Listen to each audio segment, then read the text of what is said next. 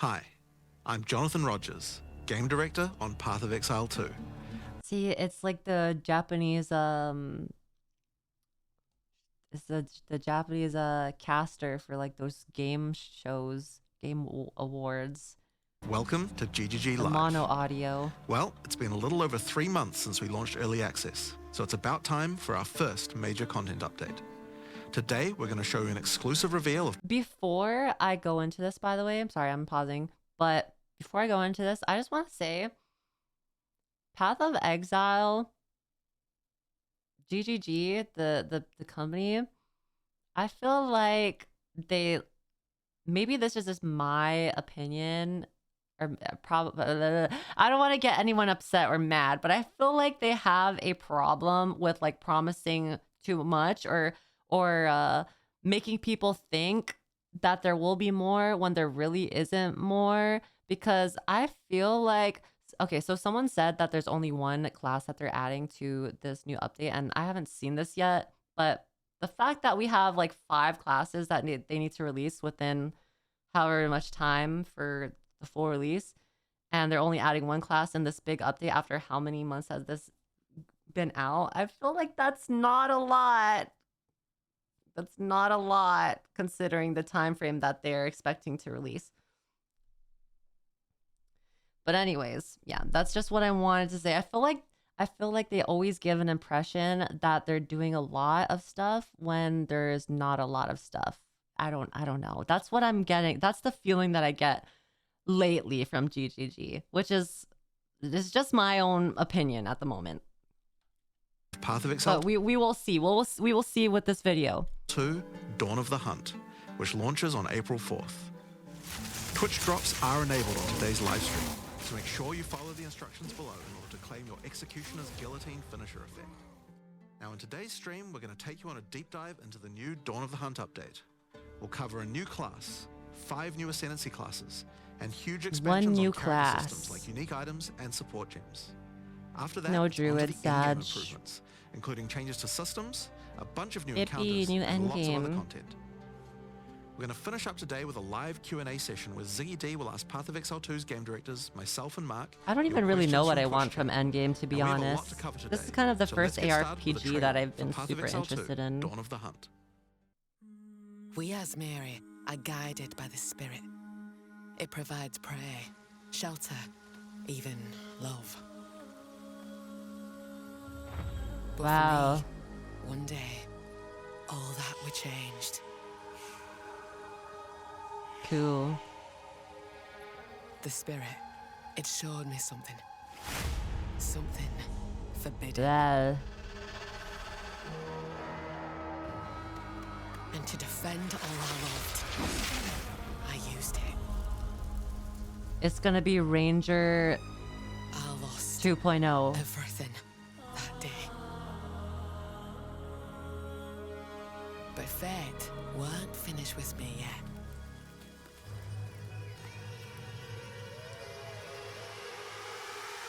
Is the Huntress? I'll right the wrongs I've done. Dex? I'll do what I must. No matter Dex the based? cost. I will hear the spirit once more.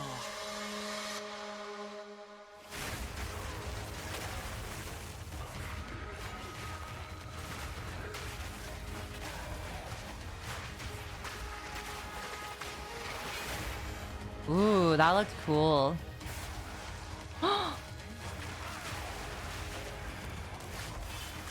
The sacrifice. Wait, I wonder, actually, now that I think about it, does this... I feel like if this is a mechanic that she has, I wonder how fluid the combat will be, because from when I was doing maps, I feel like you just never really have time to just sit in one place. This feels kind of slow.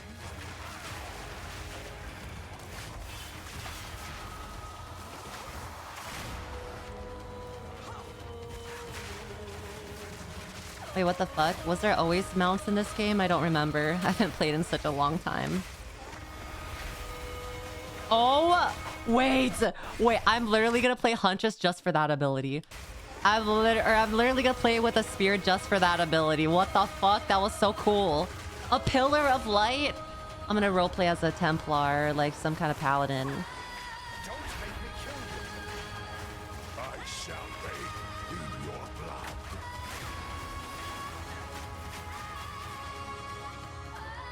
Unique.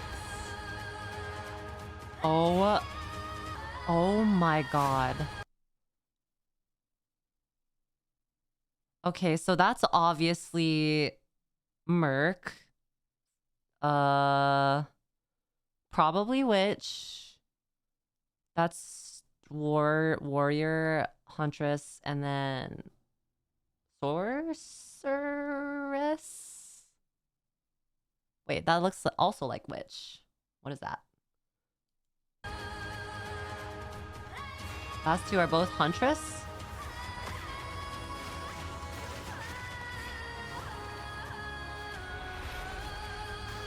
Imagine they just released two witch ascendancies.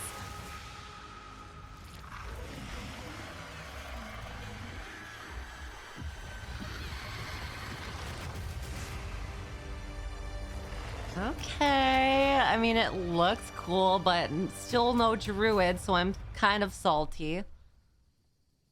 I'm coping. Now, as you can see, in Dawn of the Hunt, we're introducing the first new class since early access to PoE 2, the Huntress. The Huntress is a spear-wielding Azmerian warrior. Born into a society with strict traditions, she was exiled from her homeland after using the power of a skill gem to defend her village. As a dexterous spear user, she specializes in both melee and ranged combat, dashing into and out of battle. Spears have extended range and a short dash, but unlike other melee weapons, you can also when throw there's them. no magic. In order to make a hybrid ranged and melee character work, we had to do a lot of thinking about ways to make it fun to both enter and exit melee range. The first skill you will get as a Huntress is Whirling Slash. As well as striking in a circle around you, this skill creates a whirlwind that blinds your enemies. Leaving the whirlwind will make it explode. I feel like in concept that whirlwind is cool, but considering how you want to constantly be moving, how useful is it gonna be if the goal is to stay inside of it? The more Whirling Slash is used, the bigger the whirlwind and the bigger the explosion. Once you're out of there, you'll want to follow up with something ranged. Whip your spear around to shoot twisters towards your foes. These twisters bounce off walls and can hit enemies multiple times. You can also throw twisters inside a whirlwind to shoot out extra tornadoes that do way more damage. Wait, tornado build. Tornado Druid Huntress build. In her offhand, the Huntress will usually want to hold a buckler, which allows you to do a new skill, parry. While holding down parry, your character will counterattack any incoming attack from monsters near you, stunning them. In addition, the monsters will take extra attack damage from your follow-up strike. Some specific skills are designed to be used after a parry and have extra effects. Disengage is a skill that does a quick jump back, damaging enemies in front of you, and can be used to interrupt other actions, like dodge roll. If you use it against a parried enemy though, it causes an explosion and gives you a frenzy charge. Dashes and flips. Just be careful. If you parry too much, you're going to get stunned and possibly killed. You can combine this combo with Whirling Slash. Slash, parry, disengage, and you'll get an explosion with the disengage and the Whirling Slash. Cool. The Huntress also has a variety of elemental spear throw attacks. Ah, hell nah. Not more lightning type builds. You could use Lightning Spear to bounce lightning between your foes. Or you could throw explosive spears into the More ground. lightning, guys. These spears take a while to detonate, but when they do, they'll incinerate anyone caught in the blast. All spear throws on the Huntress I can bet also be you empowered by frenzy charges. The Huntress is gonna be For so example, OP explosive spears will do an even larger explosion and leave fire on the in ground. the first And these couple empowered weeks. versions can activate even more combos. Using Whirling Slash over ground fire will suck it into the whirlwind, adding fire to the explosion. Using Twisters I bet you also that the fucking warrior ascendancy is gonna have like you attack 50% slower for 2% extra damage. I bet you it's gonna do some bullshit like that for the warrior Fire again. whirlwind will shoot out fire tornadoes as well. And you can do similar combos with ice and lightning too. That's pretty cool. It can Now, a consume key the aspect element of hunting around. is exhausting your foes by causing blood loss. This skill is Rake, which dashes towards your target and unleashes a deadly slash. Nah, I opening feel up like wounds on your Huntress is going to be enemies. strong because they really Follow like up with the disengage Ranger. and watch them bleed out I as they feel like run towards Ranger you. was so favored. On the health bar of monsters, you can see how much blood loss the enemy has experienced, and the Huntress has skills to take advantage of this. For example, using Blood Hunt will thrust forward and cause a bloody explosion. The more blood loss, the bigger the explosion. If you want to cause bigger bleeds, try out Rapid Assault. The final hit of this multi-hit combo will stick a spear into your enemy for a big bleed. Now, Explosive Spear and Rapid Assault both result in leaving spears behind, either in the ground or in enemies. But there are other skills that leave spears around too, like Storm Lance, that leaves an Okay. electrical spear that arcs towards enemies. But I what do can you like do the with all these lightning spears? stuff. Detonate them, of I course. like the lightning. Thunderous Leap will allow you to jump onto and explode any spears either in the ground or in your enemies. Now, as well as hunting animals, the Huntress also has the ability to work with them. While fighting any beast, you have the ability to tame it and use it as a companion. Wait. You can only have one What? companion at a Wait. time. Minion Huntress build. Minion Huntress build. Wait a second. But it will keep the mods that were on it.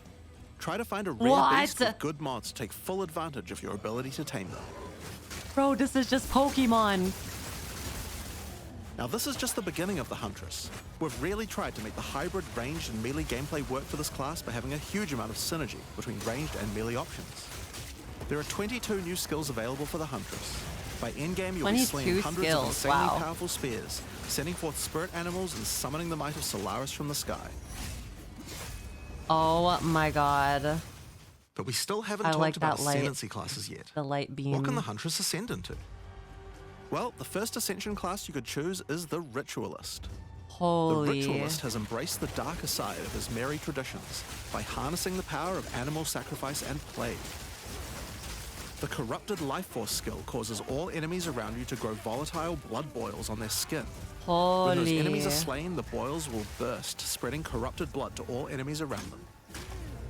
The Ritualist also excels in taking advantage of magical trinkets. Wait. The Unfurled Finger skill You're joking. That's an ascendancy? You're joking. Wait, surely Ingenuity Belt's gonna get nerfed, right? Surely. Wait, what? That shit's OP. What the fuck? Just having an extra ring is crazy. That's fucking crazy. skill allows you to equip an additional ring on a finger around your neck. Taking Mystic Attunement increases the bonuses of all the rings and amulets you have equipped. You're joking, right? You're joking. She has, first of all, an added ring slot and a slightly less powerful ingenuity passive. On top of, she could wear the ingenuity belt. Oh, okay, that's cool. That's cool.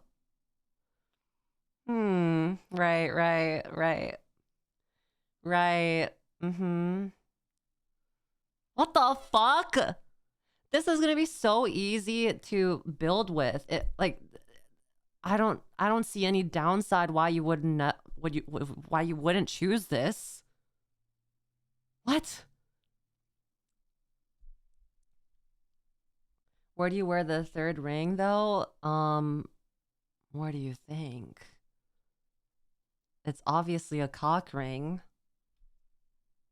Huntress has a cock confirmed. Now this is one of my favorites. As the Whispers Ask grants you a new skill, Ritual Sacrifice.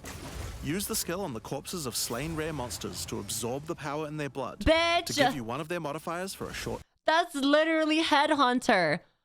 That's literally Headhunt.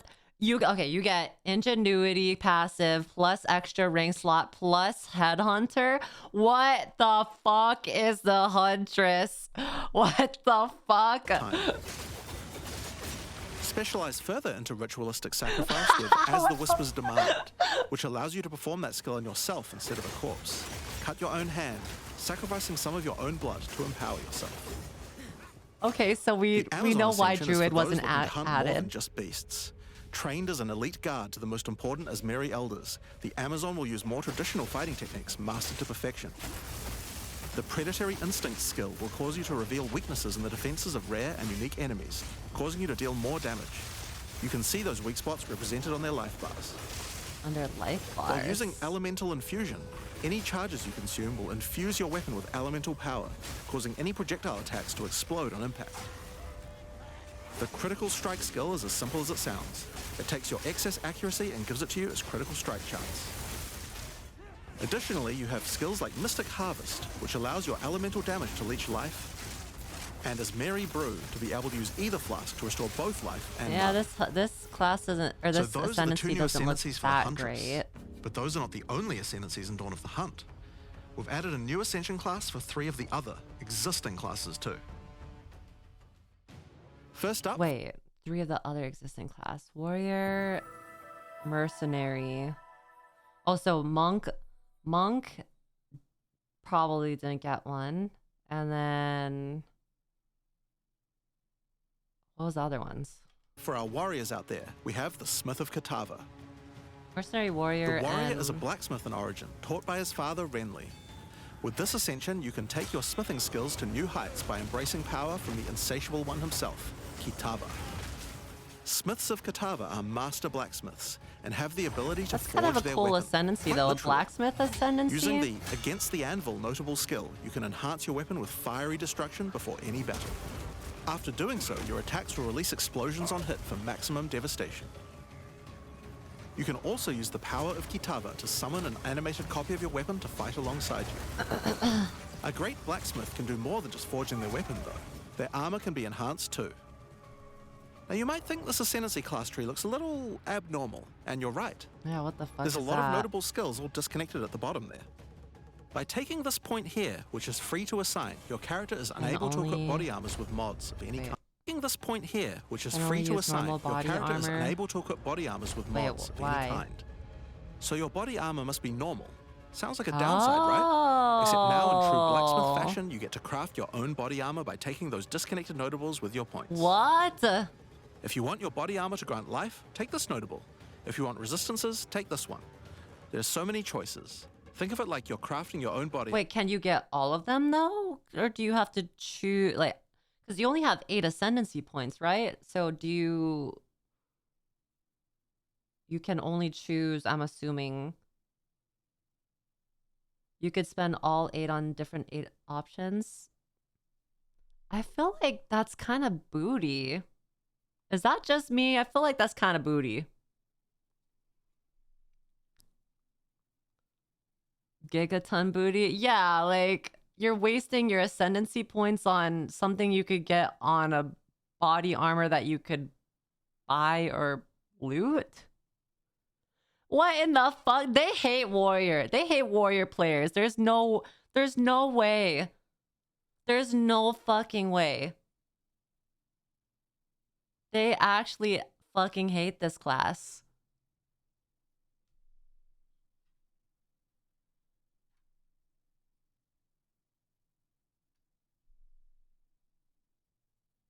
Yuzu Trust this is way better than you think. Really? Is it? You get 3 ring slots, or you make your own chest piece that you can loot or craft yourself or buy. I don't know. You do the math. What the math is on mathing. And you have to wear normal body armor, by the way. You have to wear normal. You can't wear something higher than normal body armor.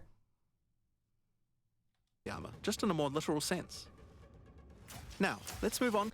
Bro, one of them is a grant 75% lightning resist when you could just grab that from the rings. I'm crying. Like you're crafting your own body armor, just in a more literal Can sense. it wait until warrior tops the charts after people say it's ass? Wasn't warrior the least picked class in Path of Exile too? Now, let's move on to those who prefer the reassuring feel of a crossbow in their hands, the Mercenary. Alongside the existing Ascension classes, the Gemling Legionnaire and the Witch Hunter, you can now play as the Tactician. The Tactician is That's such a nice like art. That's so nice. a former Blackguard elite.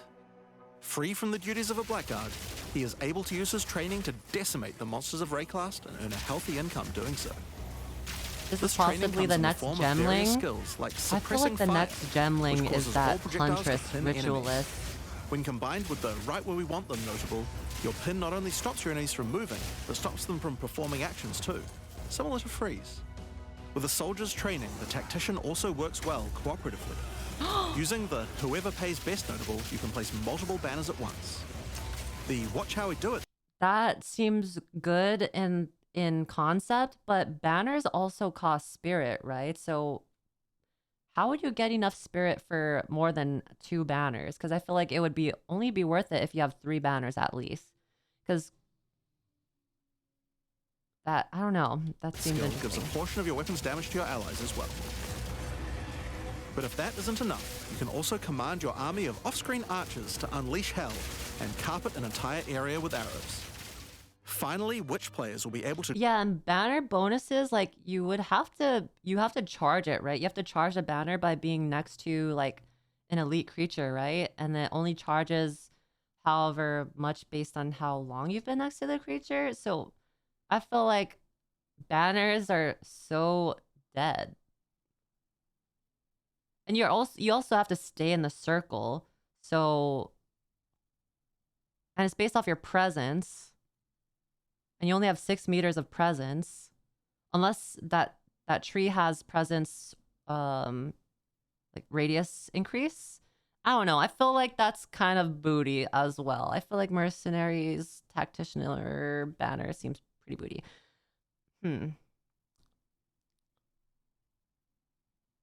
Yeah, like the current meta is about moving as fast as you can and killing things as fast as you can. But banners, you would have to stay in it. And there's not like a reliable way to charge it quickly at the moment that I know of. Mercs, gemling mercs are good, but like gemling mercs in the way that you use the quarterstaves, mercs with crossbows are pretty booty. Like you might as well play merc with a bow or like a ranger with a bow. Like crossbows are kind of clunky.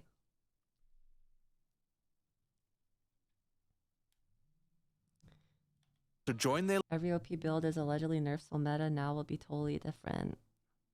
Plasma Blast for bosses, all they got. Rebalance is happening.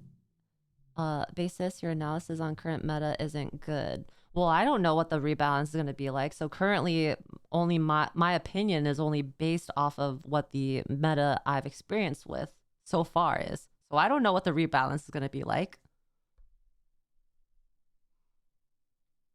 legions by becoming undead themselves.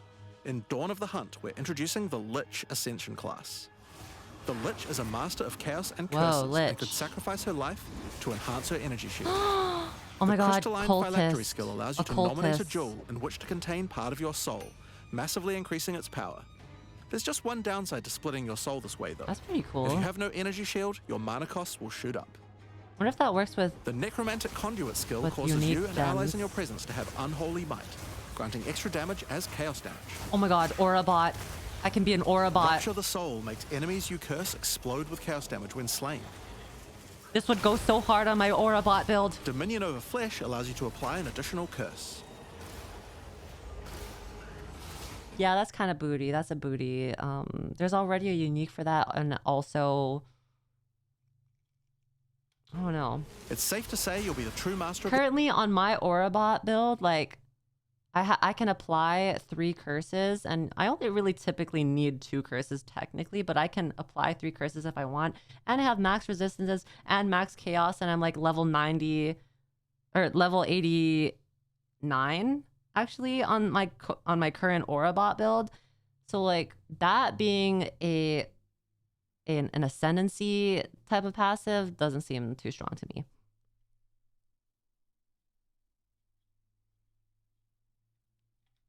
the occult by choosing they didn't even show the best. Yeah, I'm sure they haven't showed any of like the good nodes or like all of the nodes yet, but the extra hex doesn't seem strong. And why would you even want to cast a hex? The Lich class. So Dawn of the Hunt has the Huntress and 5 new Ascension classes, but it doesn't end there. Let's take a look at some of the new skills we've added. Now you may remember we've previously talked about the Raised Spectre skill. It's finally complete, and it will be made available in the upcoming expansion. It can be found in the occult skills on the skill gem crafter. You're joking. You're joking. You're joking. You're joking. You're joking. You're lying. You're lying. You're lying. You're lying. You're lying. You're lying. You're lying. You're lying. You're lying. Captures the spirit of a defeated monster, allowing you to summon it as a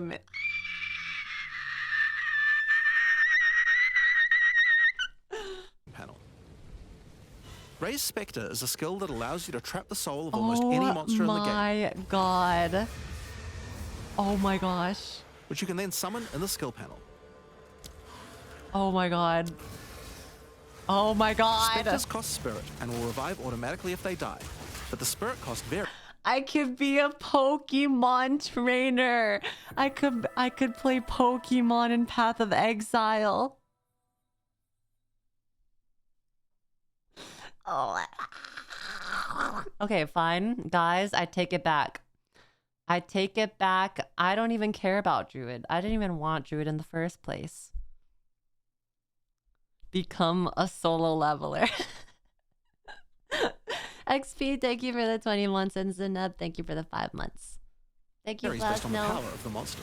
You could summon an army of weaker monsters, or a few of the more powerful monsters. Oh, that is so You can combine them with awesome. your existing skeleton minions, I don't even know or which summon monsters I exclusively want to specters. It's all up bind. to you and how you want to customize your army of the undead. What monsters do I want?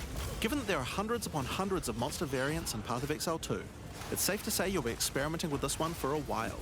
We look forward to seeing which monsters serve you best. Now let's move on to our next skill. Since we've been talking about summoning undead so much, let's have a change of pace and summon something a little more alive. In Dawn of the Hunt, we're adding the Summon Rower skill. Summon your friendly rower to aid you in combat as a minion. You can also mount your rower in combat at any What time, the allowing you frick? to move at full speed, even while shooting arrows or throwing spears. What the?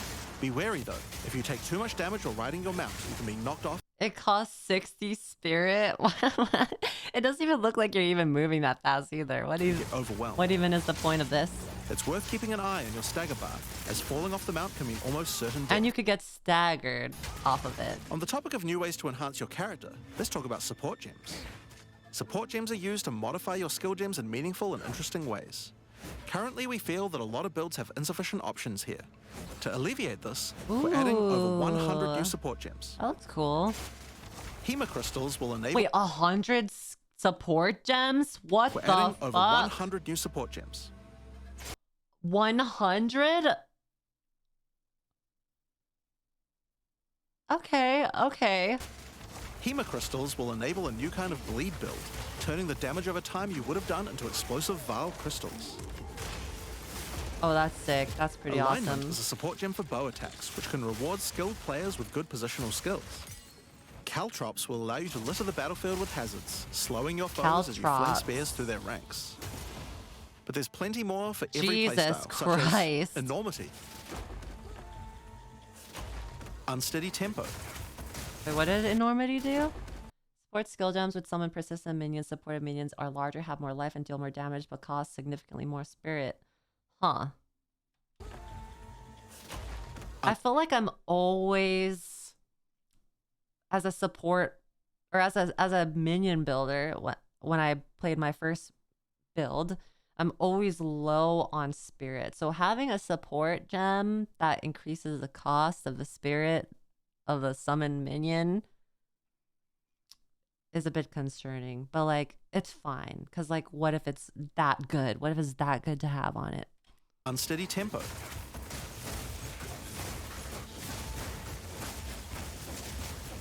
profanity, And for like a minion build, this is my opinion because of my minion. I did minion build and aura bot. That was my 2 builds that I did endgame.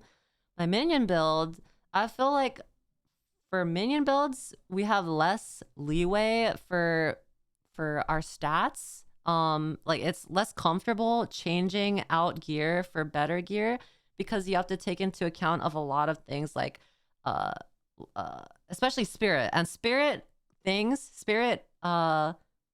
that have spirit on it cost a lot more on top of like having the plus minion skills and then the resistances and then whether or not you want to go full energy shield or energy shield and armor, but armor's kind of booty. But then there's a lot of variety, but like not a lot of leeway for when you're wanting to upgrade, because then you're very like stretched thin with all of your armor pieces that like when you change something out, then you might not have like the specific requirements for a certain like intelligence or like strength I felt like I was very low on a lot of things that I actually needed, that it made it hard for me to switch out armor.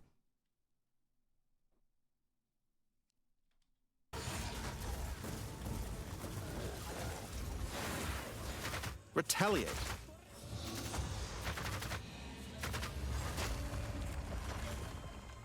Syzygy. I know that's Yep, all that's a built in real- Endgame, but like specifically for when you add a class, or like when a class requires one more stat to rely on than the average class in general that has one less stat to rely on, then that adds a lot less like leeway to like change your build, you know? Like if you're like a huntress, or like not a huntress, like if you're a ranger and you don't require a lot of spirit in general, or you don't use a lot of spirit in general, versus a minion build that requires a lot of spirit and relies on spirit, they not only have to account for all of the things that a ranger would have to account for, they also have to account for the spirit as well. So like adding like another stat to require is like kind of hard. Like all builds have the same like a similar problem to an extent, but some builds have less leeway. A word. And many more.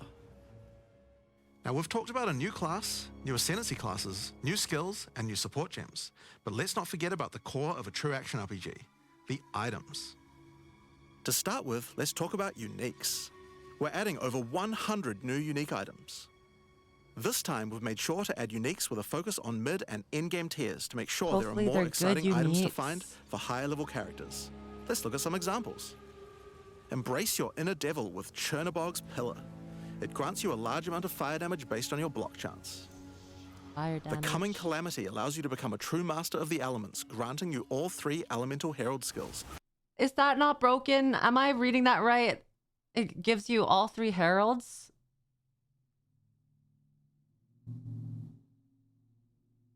Enemies in your presence have no elemental resistances? Wait. Wait.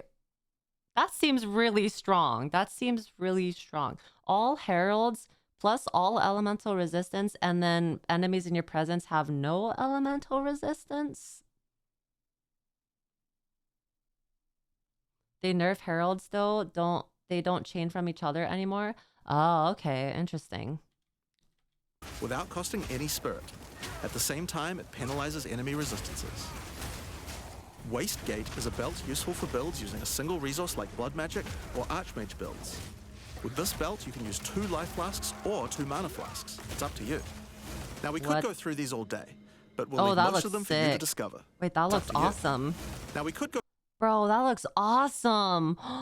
Whoa, that looks awesome. Please tell me that staff it has spirit on it, because I would love to use a staff instead of a scepter. I know that's like not the game design, but I fucking hate the way scepters look. I like the classic staff. I love the classic look of the staff. Or maybe, hopefully it's a chaos one. Maybe it's a chaos staff. Don't you want to use all your ascendancy points on 75 res instead? Girl. I like to use a staff instead of one focus. There's no reason to use staves right right now.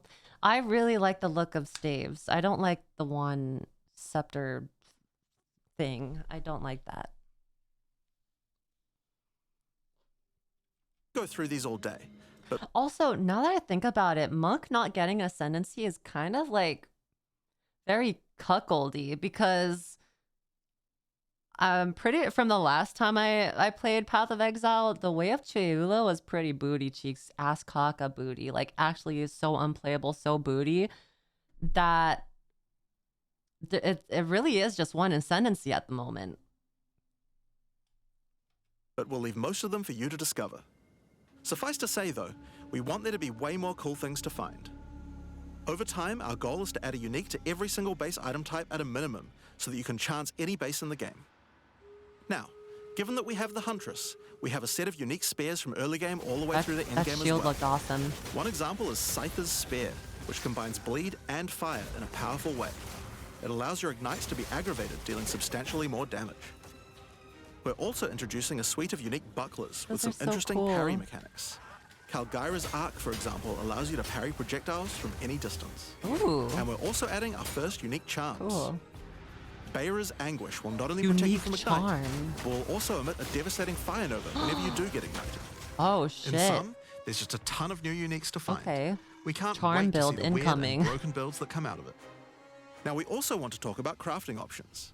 In each major update during early access, we'll be continuing to add and improve the options here. We have various new crafting tools that have been added as rewards to many of the different types of new content that we're adding. But What for do you now, what do you think will be the new currency that everyone's trying to look for? I remember when I was just like phasing out of Path of Exile, like not playing anymore, exalteds were like divines were 400 exalteds. Like, that was crazy to me. And then remember when we were playing Path of Exile when it first came out, and a divine was like 20 exalteds. Do you remember that? You all remember that?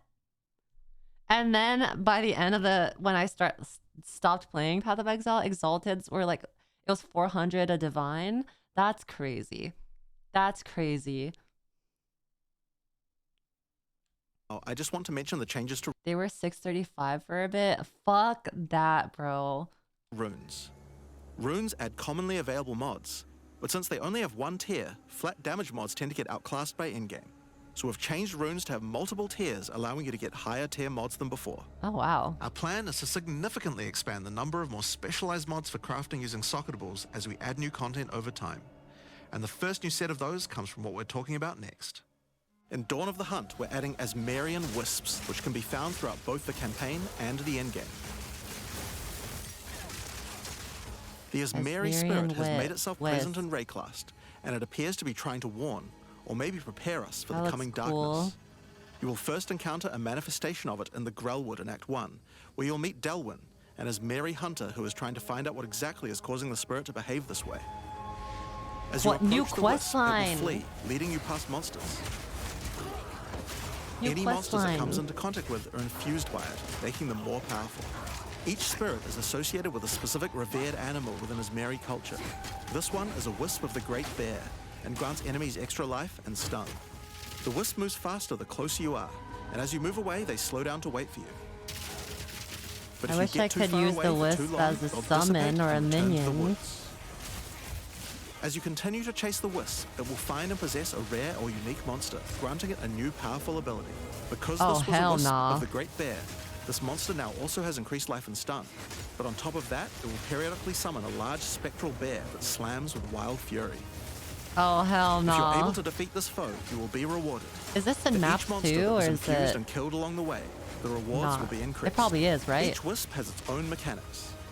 The Wisp of the Winter Owl is a primal wisp that causes enemies to deal extra cold damage, gain energy shield, and release wind vortices on death. When Ooh, infusing a that's monster, they will cool. call down large tornadoes to protect their host.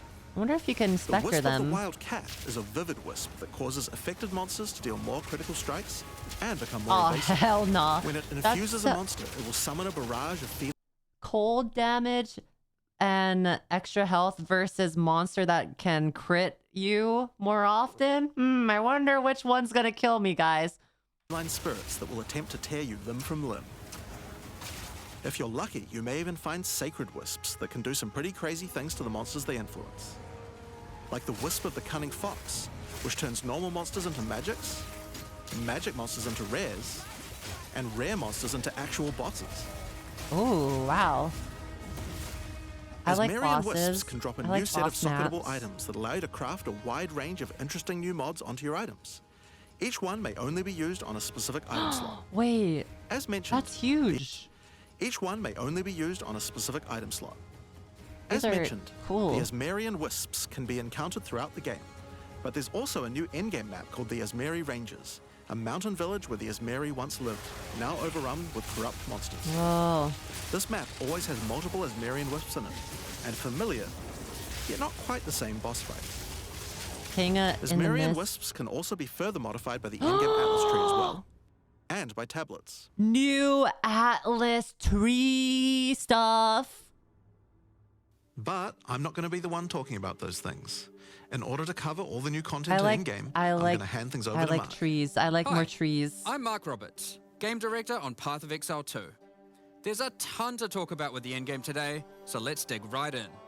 Path of Exile 2's early access began with a brand new endgame, and it was clear that it needed a lot Okay, of work. new end game. After absorbing your feedback, we're ready to make some epic changes.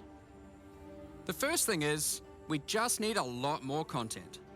In Dawn of the Hunt, we have made sure to focus on increasing the sheer number of interesting and different encounters you will randomly stumble Yep, into. that was as you literally explore the endgame. And the second goal is to smoothen the Breaches. progression through maps and reduce the amount of annoying busy work. To start with, let's talk about the new interesting stuff to find. Well, the most obvious thing to add are new maps. As well as the Azmeri ranges that Jonathan mentioned earlier, Dawn of the Hunt also contains 7 other new maps, all 7. with their own custom encounters. Let's start with this one.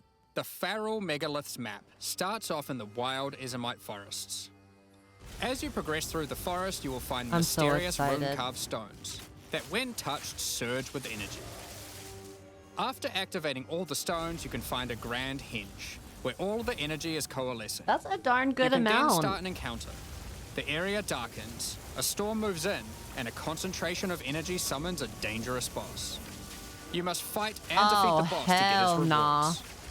Once you have defeated it, That looks summon sick. another, What? and another, What? and another, What? and another. You have 10 total waves of boss fights, which get incrementally more difficult. If you My manage to defeat God. them, you get full boss I rewards, love but boss also fights. opportunities to get new runes. I love boss These maps. can only be obtained from this map.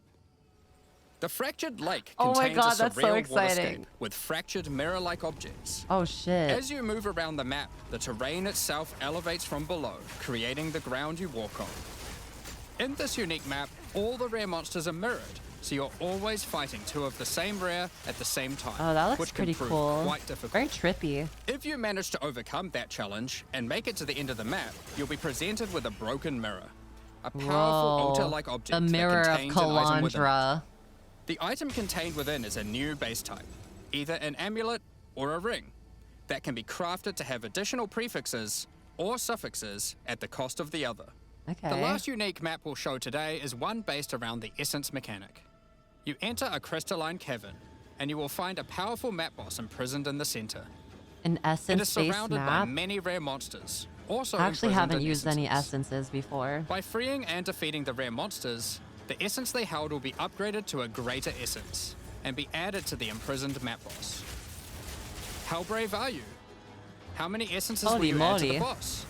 Overdo it and you might lose everything. Underdo it and you might regret it.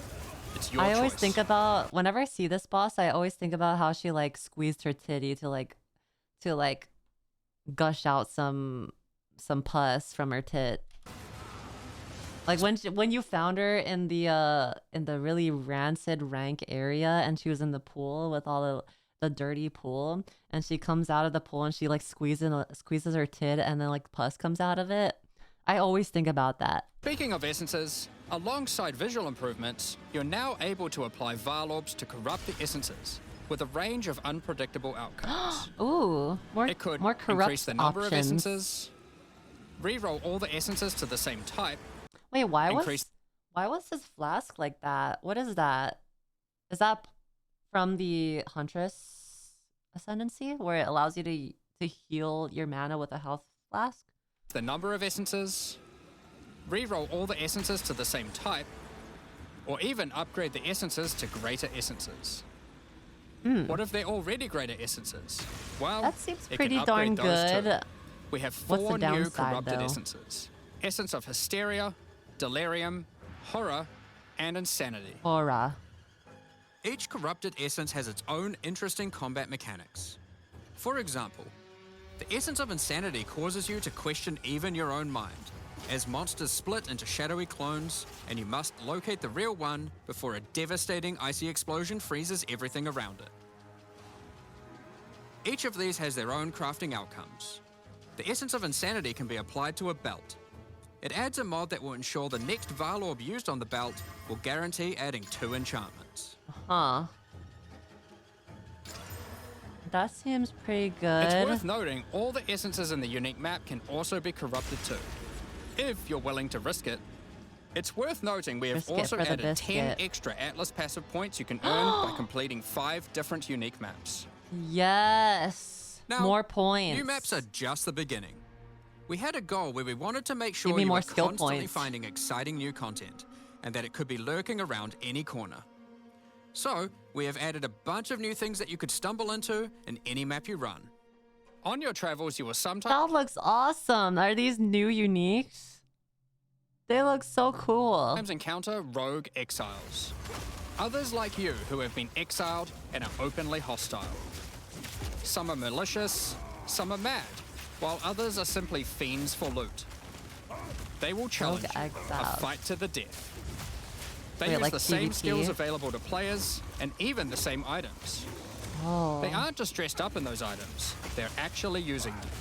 It's going to feel like a true player versus player situation. Oh, so they're just Of NPCs. course, if That's you are pretty able to cool. slay these exiles, those items will all drop on the ground. So What? if you encounter an exile using a powerful or valuable unique item, which you can see displayed under their life bar, you want to be damn sure you kill them. Oh my Because god. if they kill you and your party, they'll portal out, taking their items with them. Oh my Every god, fight will wait. feel completely different depending on the items they come equipped with. These They're all gonna be equipped with like shit booty ass items with shit rolls. exiles are much smarter than your regular monster. They have capabilities to dodge roll, avoid your abilities with smart pathfinding, smart targeting, and much more action-packed gameplay. Fortunately, they're like you and they're Holy. not super durable. Unless, of course, they're wearing uniques like I can't wait for a one of the Exile NPC fights to be a chronomancer that freezes me, and then I'm frozen for 6 seconds, and then they reset their skill cooldown and they freeze me again for another 6 seconds and kill me within the time that I couldn't move. I can't wait for that. Helm's Heart, in which case expect a longer battle. There are 12 different rogue exiles you can find, each with their own skills and personalities. Some may insult you, while others may admire your honor in combat. Another encounter you might stumble onto in Dawn of the Hunt are one of 4 new unique strongboxes. Strongboxes are chests with modifiers. When you try to open them, they activate traps and spawn waves of Strongbox. monsters that you must defeat to access the loot. Let's take a look at 2 of the new unique boxes that are harder to find and behave just a little bit differently. The Ogham's Legacy Strongbox has I a feel like corpse splayed the out in front of strongboxes the were rune-carved stone. my least favorite. Upon interacting with the stone, were you just so activate forbidden uninteresting. Azmite magic, which revives the monster as a powerful rare. The strongbox comes with a modifier which determines how many times it will revive that rare. Each time you defeat the monstrosity, the strongbox revives it again, adding an extra modifier to the monster. That's pretty cool With though. each resurrection, it becomes more difficult, but also more rewarding. This strongbox is infused with thaumaturgy from ancient Vaal technology. Eshel's Torment has a powerful artifact inside, and is guarded by Chaos itself. Whoa. Defeating the monsters will grant you a unique item, with a specific corrupted outcome. You'll have to find the other 2 for yourself to see what they do. Now, Okay. let's talk about the introduction to the endgame. Upon starting the endgame, Doriani Holy tasks you with soy. cleansing corruption to help restore the land. However, In practice, the quest objective just sent you on a grind to clear 15 maps. We wanted to make the quest to unlock your Atlas passives much more interesting. Now, Doriani is tasking you with a more specific objective. On the Atlas, you will find areas of corruption caused by the beast. In the center of each one, you will find a corrupted nexus, the source of the affliction. In the areas leading up to the nexus, you will notice that corruption spills out from slain enemies and amalgamates into powerful monsters. I like that there's more direction with the Corrupted end maps game. existed on the Atlas before, but we've done significant work on Seems improving like you're not these just monsters. thrown into it randomly. We've also done a full pass on the modifiers on these maps to make them more interesting and more rewarding. Once you reach the nexus, you will have a new task: cleanse the source of corruption. When you defeat the last rare in those maps, they will spawn one of 3 terrifying Oh, that bosses. shit's nasty. Amalgamations of Katash corruption that itself. hates Shepherd. After defeating that boss, Doriani will come and cleanse the corruption for good. As the remains of the boss are purged of corruption, it coalesces into raw crystallized power, which you can use to gain points for your Atlas passive skill tree. The upgrade system that allows you to add and enhance content in your maps. We didn't stop there though.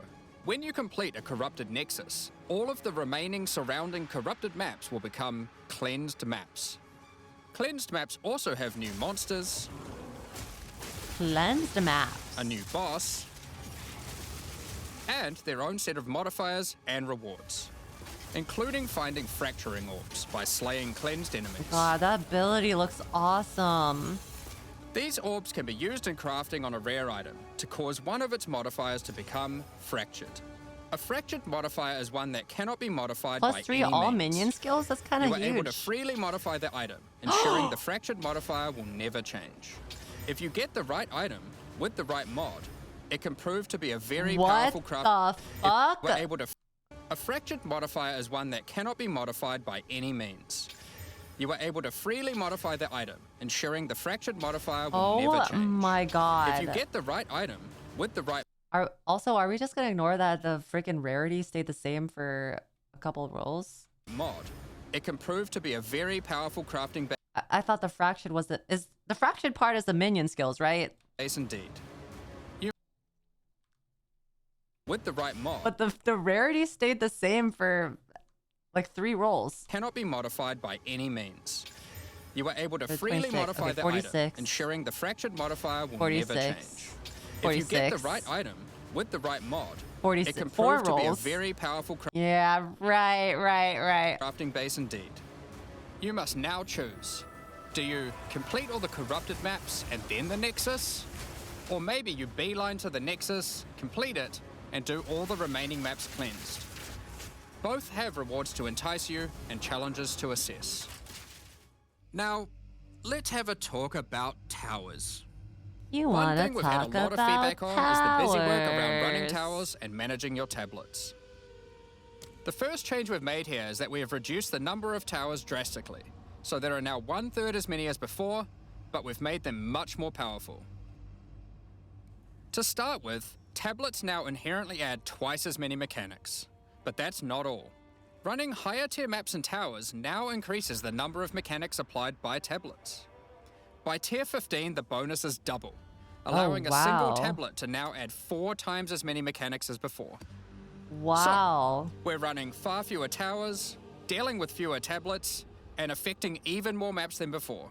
But because there are fewer towers overlapping with each other, you won't get as many opportunities to stack different tablets. Huh. In order to solve this, we've made it so that each tower can consume up to 3 tablets at once. You Okay. always get 1 slot on completing the tower, but if you can complete a tower with more mods on the waystone, you can unlock a 2nd or 3rd slot. Overall, this allows for even more juicing from towers, while drastically reducing the amount of busy work you have to do. That's true. I actually On top of hated that, finding towers are much more interesting maps because they can multiple now towers spawn with for all my tablet. mechanics, including bosses. Each tower map has a new boss. Let's take a look at a couple here. The boss fight of the Alpine Ridge map has 2 Holy powerful Harry witches Potter. contesting for territory. One witch has an affinity for ice, the other fire. Who Is that will the fucking the motorcycle witch on the right? Is that the one that rides on her broom? I hate that fight so much. One witch has an affinity for I ice. fucking the hate other that fire. bitch. Who will win? Hopefully neither. The boss of the Sinking Spire map is a remnant of the Val that has been charged with lightning. The It uses a motorcycle full suite witch. of lightning abilities. But be careful. If any of them hit the surrounding constructs, they will power up. Another like thing that we've Akira seen sliding a lot on of us feedback the whole about fight. is sustaining waystones. Keithan, thank you for the As we looked five. into And it, we realized that the people who couldn't Non-Smola, sustain thank waystones you were for the 7 dying a months. lot. A lot more than we had expected. And that made us realize something. During the campaign, the expectation is that you can die multiple times in order to learn how to overcome challenges. I've never died You in are the able to learn how the campaign. I monsters actually am a behave, hardcore adapt to their character. skills, and eventually overcome them. Yeah, I have never died yet. But as soon as you get to the end game, you're effectively no longer allowed to die if you want to sustain waystones. By the time you are getting towards the end of Endgame, we want you to have to be careful not to die. But it certainly shouldn't be that we have such a sudden shift as you run your first maps. The first change we're making is you can now respawn and return to a map if you die. Wasn't that always a thing? Continuing from where you left off. Wait, no, it wasn't. It wasn't. That was When like you the start biggest complaint, endgame, right? you get up to 6 total attempts per map. As you add more modifiers That's to a actually pretty waystone, nice. the number of respawns goes down. This means that as you get to the point that you're running every waystone as a rare, Thank you will have God. to be more careful. Sometimes I die to something that I never even saw. In parties, everyone gets to respawn that number of times. Okay. Okay, But that's we pretty still nice. think it's important that you can kill a boss in one go. In order to allow that to happen, we've made a change so that once you start the boss fight, it changes over to the same respawning system we use for pinnacle bosses. This means that the map owner can choose to respawn everyone at the same time. PoE 1 gave you 6 portals all the time. Wonder why they changed Another it for complaint 2. we've seen a lot of is players not wanting to do the pinnacle content because of the experience penalty from dying. A change we've made here is that all pinnacle content The now no Arbiter longer of grants Ash. experience, but also no longer removes experience on death either. Oh, that's huge. Dawn of the Hunt also brings the first batch of Twilight Order reliquary keys from the early access supporter packs. These keys contain items selected by our supporters. They can contain any unique item found in Path of Exile 2. Wait, If the selected item wait, is a this is pinnacle only for the people who spent the $500, or what is that? I've never seen that before. boss drop, then only special keys dropped by this content will be able to provide these items. For example, Hand of Wisdom Hi, in action Steve-o. can only Thank you for come the from a key Prime. dropped by Zesht. I've never We're seen this also box making a change that before. allows pinnacle boss uniques to drop at any difficulty. Rarer uniques will be rarer at lower difficulties, but still possible to find. This applies to the drop chances for the reliquary keys from this content as well. We spoke about towers and tablets earlier, but Only we have good also gamers added a get it, suite of unique Madge. tablets. Each of these adds crazy interactions to the maps influenced by it. For example, this unique tablet allows you to run any map in a tower's radius without requiring connections, which can be quite useful for jumping gaps and Okay. traveling around your atlas. Wait, that's And this huge. tablet causes all runic monsters spawned during expedition encounters to be duplicated. Well, I also kind of and hated the weakens all expedition expeditions. monsters that emerge from the ground. The Atlas tree has also been expanded, and you can find many of the new mechanics there, and improvements to existing ones too. I wonder if I could Now, through this capture live stream, the we have mentioned quite a wisp few new monsters. crafting options that we've added. New runes, corrupted essences, fractured mods, and jewelry crafting bases. But we did have just one more crafting system to talk about. Recombination. Expedition was the only in-game mechanic that was lacking a crafting system, Recombination. so that needed to change. Recombination is a mechanic that might be familiar to some players. It allows you to merge 2 items together, hoping to get the best elements of each on a single new item. This new crafting bench will be unlocked as you complete your first expedition, Huh. and requires artifacts found during Wait, so what if you lose? So there's a chance for you to lose the thing that you want to keep, right? Oh, hell nah. Hell no. It's already so hard as a minion build, please. Please. Please, it's so expensive and it's so hard. It's so fucking hard. There's so many things I want to keep on my scepter that I just have to fucking cope with. Expeditions to fuel it. The rarer the mods on the item you are combining, the more expensive the cost. That wraps up all the major endgame changes we're talking about today. With all the They system change this, by the way. You get to select the mods you want, but the chance to get the result goes down with more mods selected. Oh, so you can influence it to keep certain mods, but there's not always a guarantee. If you mess up, you can lose both of them. Holy schmoly. changes and new content, we can't wait to get in there, start blasting maps, and obliterating monsters. There is one more thing we wanted to clarify before we move on, which is that all the content we've talked about today will be made available in the existing early access leagues, so you can play your existing characters. However, there will be new leagues made for those who I wish knew to it. start in a I fresh knew economy. they would. There was no way they were gonna keep they weren't gonna add a new league. I freaking knew they would add a new one. The economy's fucking cooked. It's shit. It's booty. The economy is so fucked, and it's so trash. It is recommended to start over and get the full new experience in the Dawn of the Hunt leagues. For all our existing early access players, we're really looking forward to joining you playing in this new update. For those who don't already have access and are interested in playing Path of Exile 2, Dawn of the Hunt, you are able to at any time purchase an early access supporter pack at www.pathofexile2.com. Additionally, the Paladin and Penance supporter packs are now available to purchase in Path of Exile 2 and contain 6 microtransactions each and the full pack's face value in points. Whoa. All the microtransactions contained within these packs are purely cosmetic and do not affect your character's power or progression in any way. So they have a Paladin supporter pack, but the Paladin isn't introduced yet. Got it. Thank you so much for your ongoing support. I guess it's called Templar, but man. Okay, I will admit there's a lot that was done in this patch. Doesn't change the fact that I'm still disappointed that I didn't get Druid, but because I was coping on the fact that when they first revealed Druid, it was like a couple years ago, and they were like, Druid is pretty much like 90% done, and we just need to do a few tweaks and touch-ups. And I was for surely expecting a Druid for this patch as the new class, but then they released Huntress, which was the class that was even less complete than the Druid when they first showcased it. So I'm like, bruh. Druid's next. Trust, guys. Trust. I know what's next. In the meantime, though, I think I probably will be trying to do a Lich with minions, or a Lich with occult skills, and then maybe I'll try Huntress with the Ritualist.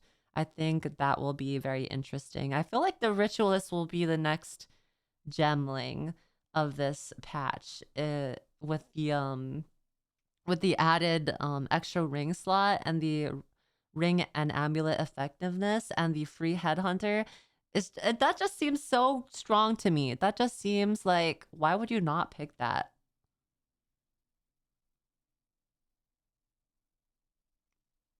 I wonder if you can temper other weapons from the warrior ascendancy.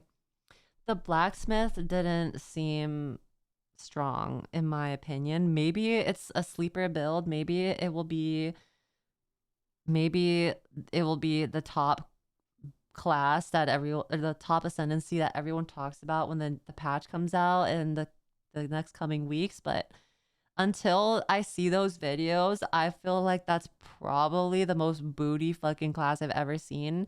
Because what? It's always warrior too. It's always warrior that has to give up something. They have to wear a normal chest piece, and then they have to modify the chest piece with ascendancy points. Does that just seem off to you? Whereas the ritualist gets a free ring slot? That's crazy. That's crazy.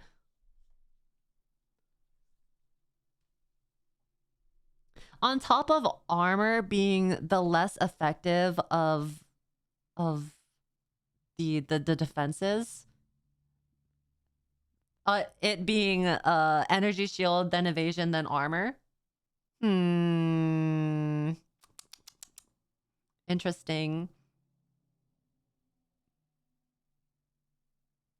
3 skill points for all resists, or 1 skill slot for a ring that give you 9 million kajillion billion damage.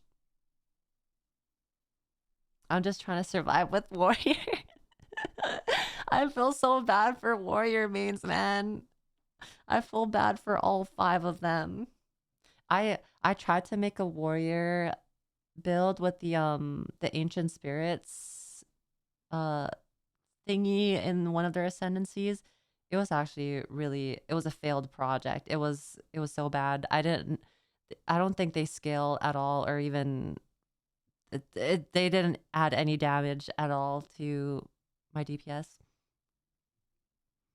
They're very supplemental, and the buffs that they give was very minor as well. It's just so bad.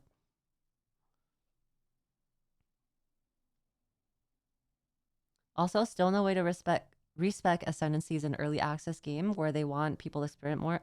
Yeah, I don't really enjoy that they don't have a option to respec ascendancies. I don't see why you would want to lock people out of that, especially if it's an early access, because then that would just give people a lot more time to play around with different builds and give more feedback, therefore making it easier for them to release the game, the full game, in a better state. I don't know. That's just my opinion.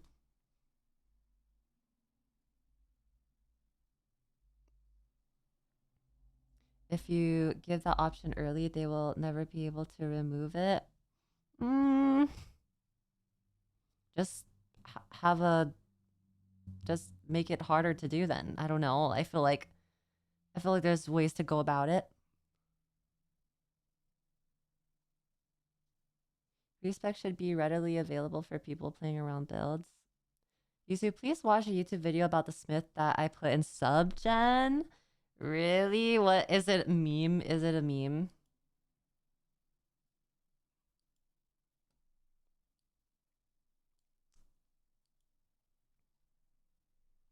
Do it, please. Is it funny? Okay, let me see. I'm dying trying to explain. Okay. This might be the strongest ascendancy PoE2 ever had by Gazzy TV. Is Gazzy the guy that does minion builds? Is he like that You minion will build have guy? 90% Oh, he all is. res. He is. He is. Okay, okay. I feel like he might be coping though. Let me look at the comments. I feel like he might be coping. I'm not gonna lie.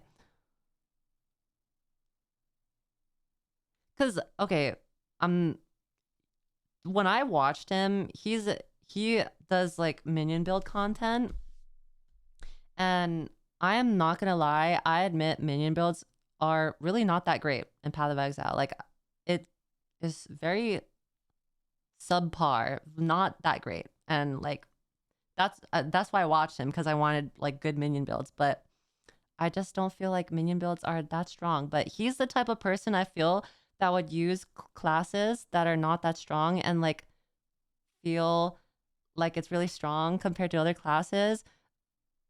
But I don't know. I don't know. I really feel like this might not be a strong class. Like, the fact that you have to wear normal body armor, maybe you don't even have to spend skill points on these. Maybe you just put the skill point in this, and then you could just like tick each one. I don't know.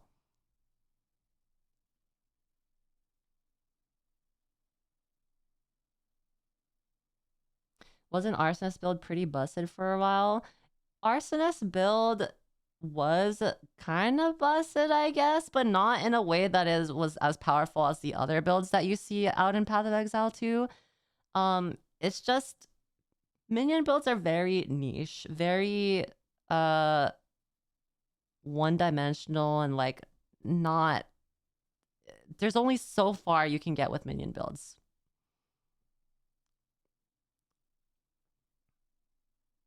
Spectres are coming, so minions are eating good. Yeah, I'm really excited for it.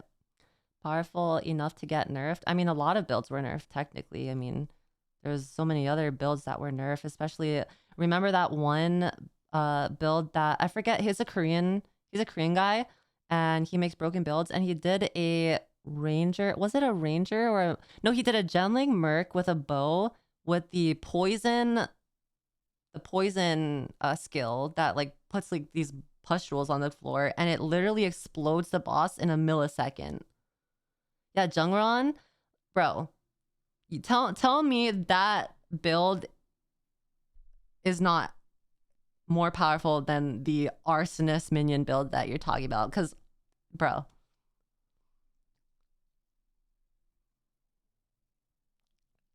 Jungron daily bug report from Hangout. It was bugged. Also, I feel like the arsonist minion build was so screen cluttery. I don't know. I feel like there's just so many other classes that are definitely better than minion builds. Like, and I'm a minion build player. I'm trashing on minion builds because I love minion builds and I want them to be better. Okay, I'm saying that minion builds are not as strong as other classes.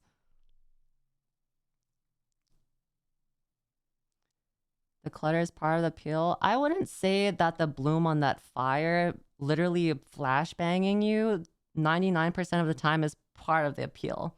I don't think a lot of people enjoyed that.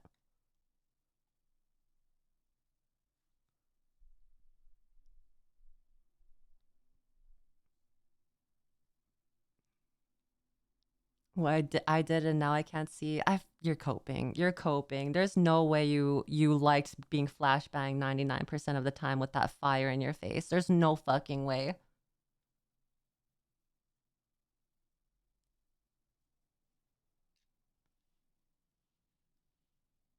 I'm most excited for it. Yeah, I'm super excited for the support gems. That 100 plus is crazy.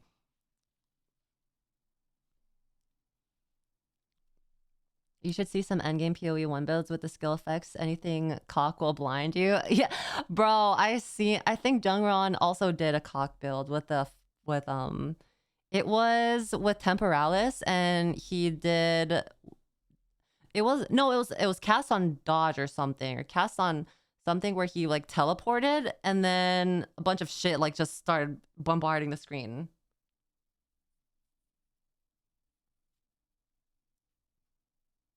Temporalis moment. Week 1, cast on Ignite was so bugged.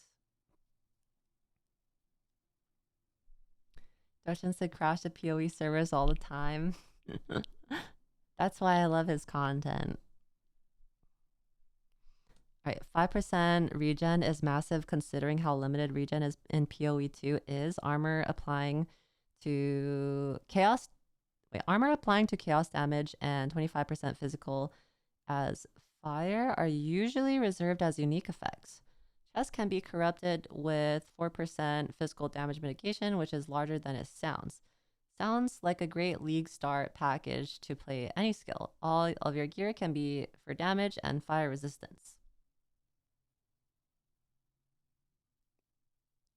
Okay, well let's take a look. Before you get to maps. I watched a lot of Gazi. I have watched a lot of Gazi because he does a lot of minion builds, okay? And I'm not shitting on him, but I feel like this is cope. That's telling you. So maybe he will change my mind. It's fucking stupid. And I will, as I've done with previous videos, we're going to talk about this from a minion perspective for the most part, and what my plans are. However, I will point out a couple things with this that's not about minions. And first and foremost, I am very excited about trying out Manifest Weapon. You see, back in the day, there was a league called Breach in Path of Exile 1, and it was a fantastic league. It also was a league that made animated weapons in Path of Exile 1 meta builds for minions back then. And it was fantastic. I thought that was pretty cool, actually. Beautiful to play. It was my favorite build till Spectres took over my favorite roles of minion builds in PoE 1.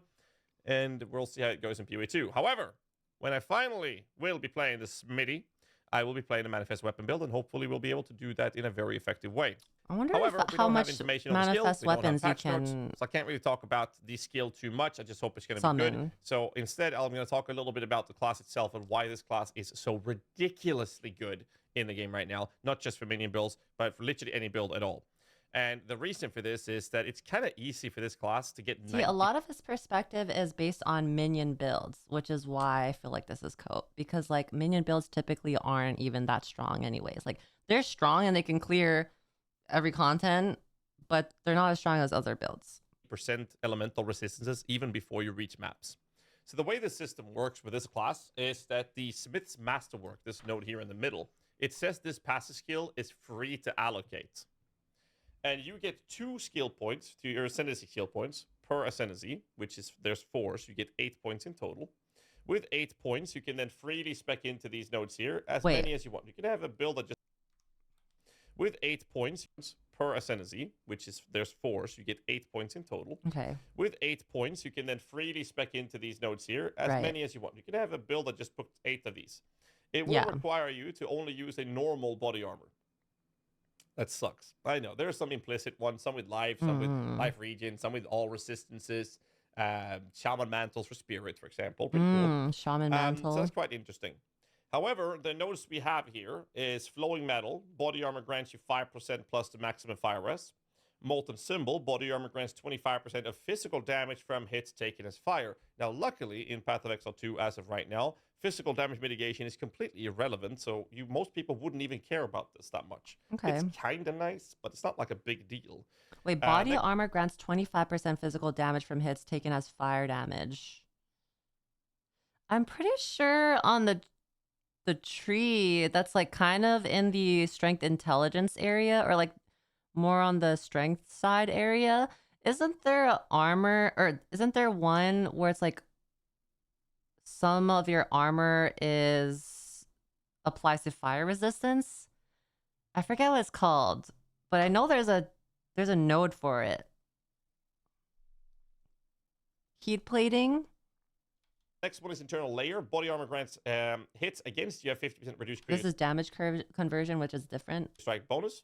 It's not a bad modifier, to be fair. Leather bindings is giving you 5% life regeneration, not too shabby. Okay. Then you have 75 lightning res. You have 20% increased strength. Oh, that's huge. 15% increased maximum life. You have cold and fire res, unaffected by ignite, 100% stun threshold, as well as having your armor applies to chaos damage taken from hits. Okay. Essentially, the strength and life are the two main ones. The chaos damage one is pretty and big. That's basically the main part to consider here. Those are the 2 main ones.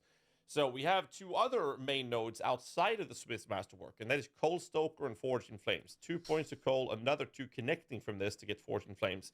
And what they do is Coal Stoker makes it so that modifiers to fire resistance also grants cold and lightning res at 50% of their value. Wow, so you would just be stacking fire resistant at this point. Fire res also grants maximum cold and lightning res. You're gonna want to take pretty this big. one for a very specific reason. And the reason I say that the life and strength are the main modifiers here, and why you don't want to take the +5 to max fire res is or you could go because of the evasion. passive skill. See, I would say that, Thorium, but evasion is only good until that one hit that literally one-shots you. You literally will evade everything until that one hit actually lands and you're dead. There's a node here in the bottom left corner called Unnatural Resilience that gives you 2% maximum fire res for each 40% uncapped fire. Since you're basically able to more or less capture all your elemental resistances by only having fire res modifiers on your gear, you don't have to think about cold and lightning. And since you can get so much fire res and 50% of that to cap your cold and lightning, you just stack fire res. And if you need help with that, you can take tantalum alloy. That's a weird word. Yeah, this would give you a lot of to even help with that freedom with your build, I suppose. For you. So in the early stage, because then you'd only worry about fire resist, and then you get the life, and you get the strength, and you get the fire. Like you basically get tweak this as much as you want to. So you basically would start with Cold Stoker, and then probably take the life, and then strength, and then the next node you probably take the fire res, and I don't know, the reading or something, or then you go Forging Flames. So there's a lot of ways for you to get stupidly good defenses with very minimal investments, Right. especially with things like this, which is why with proper gearing later, you won't need Flowing Metal. You might want to use Flowing Metal in the early state, but that's a node that goes away, and then you don't have to worry about it. So if I Okay. look at this from a minion perspective, what I would start with is, hopefully the skill will be good, is to spec 2 points into Manifest Weapon, and then the next 2 points, I would very likely grab... For Manifest Weapon, do you guys know if Manifest Weapon is something that you can only summon one of, or you can summon multiple of? modifiers of Fire Rest applies to Cold and Lightning Rest, and then I would wait with the Max Rest, and my next Ascendancy points, I would probably grab the Strength and Life nodes, and then the last Ascendancy, I would then ramp up my Max Resistances. That's probably the approach of the route or priority of nodes that I would take on a minion build. This is all theoretical, no information on the skill, no patch notes. That's the theoretical approach, however. But when it comes to non-minion builds, this node, like the Smith's Masterwork, is so ridiculously strong because of how easy it is Smith's Masterwork. Okay. to get 90% all elemental resistances. You get tons of strength for life stacking. You get extra HP at the cost of just having your body armor be a... I feel like you can get 90 resists pretty easily with the third ring slot, though. Like, because you're typically already able to get about like what you need from just the 2 ring slots and the amulet, right? So if you add 1 more ring slot, then it would be much easier. Yeah, I know the max res is 75%, but like I'm saying in terms of like getting to max amount of resistances,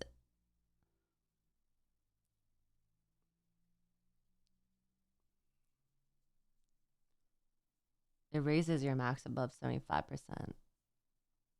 Oh, this can go... Oh, I see what you're saying. This specifically goes to 90% max resist. Okay. white base item. It is just insane, and I think that this is going to be one of the more played classes when it comes to solo self-fight environment. Oh, I just know Quinn is gonna love this class then, because he's gonna do a 0 damage build. When it comes to approaches of hardcore, I think this will be one of the more tanky ones, because this is kind of like the equivalent of a chieftain in Path of Exile 1. It's just, here's your defense. This is your defense. You're welcome. Now you can just do whatever you want with your offense, because you're just not going to die anymore. And I think that's really cool. Okay. However, there's some other things on the left-hand side we're going to talk about. The node leading up to Manifest Weapon is 20% minion damage. The one on the left side of this is leading into Temper Weapon, which I'll be talking about in a moment.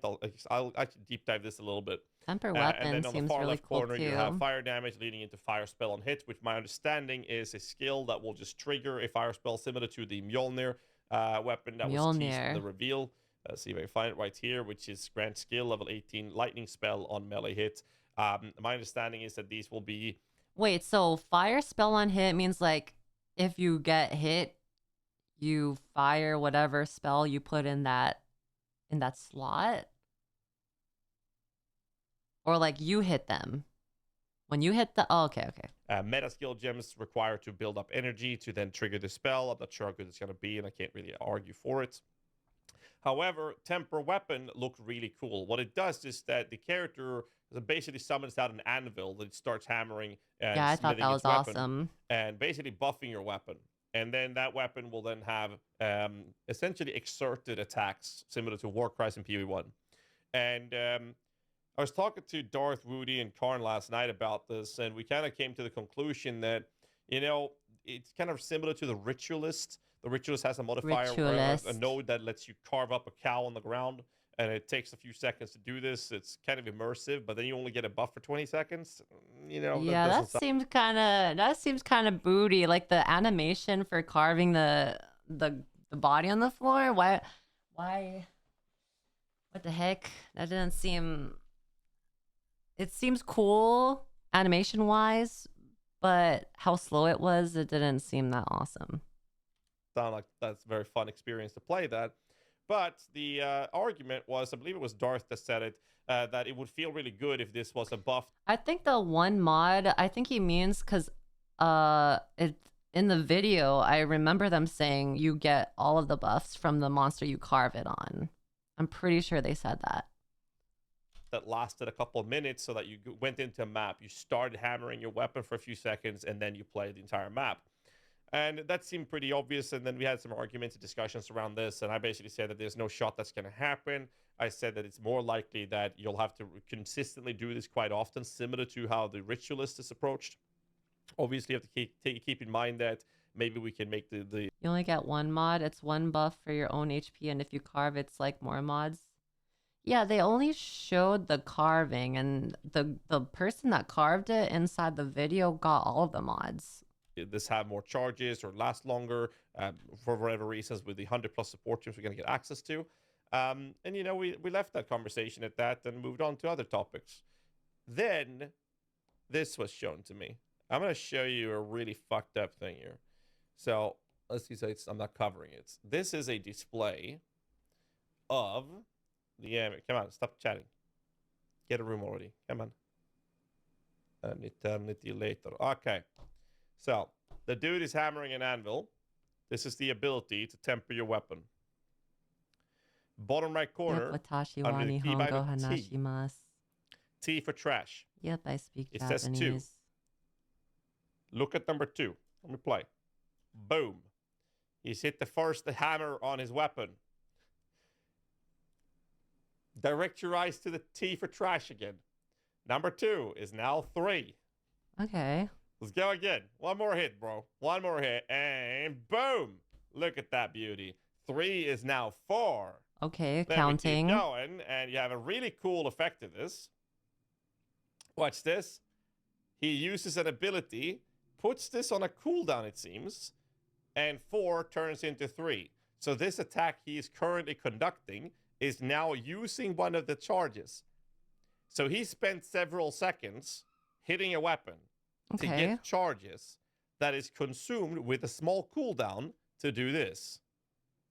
Oh my god, look at that. That entire attack. Look at that. Wow. Boom. Really cool. That's really pretty massive cool. effects. That looks really amazing. It really does. But he went from 4 to 3 charges.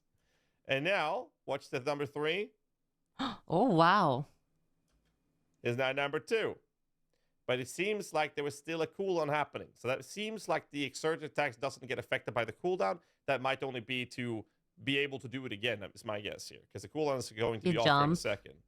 He lands. Amazing. Boom. But now he's down to 2 charges. I feel like, though, maybe I'm just a hater of warriors. Maybe I just hate warriors that much. But, like, if I were to look at...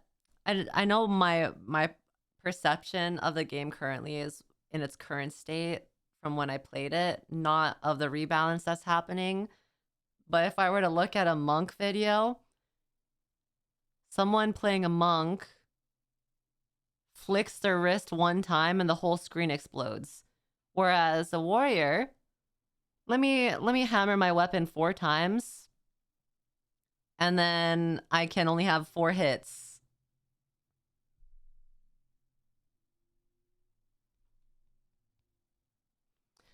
So does warrior. That's Herald of Ice. Well, but we're not talking about warrior with Herald of Ice. We're talking about this specific ascendancy. So essentially, what I'm seeing here is that we're basically talking about having a charge set buff that you have to spend seconds hammering your weapon with. And every time you use an attack, it will then consume one of those charges to do massive hits.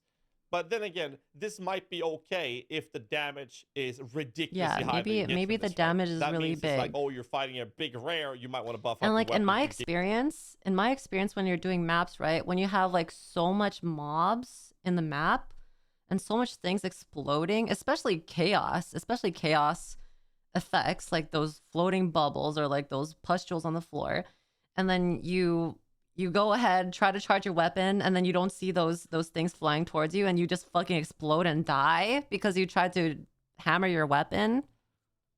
Giga damage, prepping for a boss fight. Those things could make sense. We might see some. We can clown on this all we want, because I was laughing my ass off about this, because this looks like horrible shit from my perspective based on this information. But without the patch notes and without seeing the support gems, that might solve Oh yeah, maybe this maybe one of the support gems will be allows you to charge multiple charges with one hit. Maybe it's like three, like every hit's like 3 charges. go from, I don't know. you know, maybe not T for trash, but T for I don't know. I can't think of a good word on T other than tits. So you could go from Tits. trash to tits, I guess. Everybody likes tits. So yeah, but that's like, kind of like the True. information that we have right now, and Okay. it's just. I'm trying to keep a straight face, being objectively not biased here. But what the fuck, man? Look at this. 2 goes for 3 charges. I'm trying. 4 charges. Oh, look at that. His weapon is big. He's using two-handed weapons, and he only did it on the main end. Boom, boom, boom. But, well, the 4 charges down to 3. Like, yeah, blah, blah, blah, blah, explosion. I can't, man. I just can't. Yeah. Dude, That looks trash I'm to not me. sold on this at all, bro. I'm trying my best to be professional here. I'm trying, but it's like I'm not sold on that, and I can't say much about it.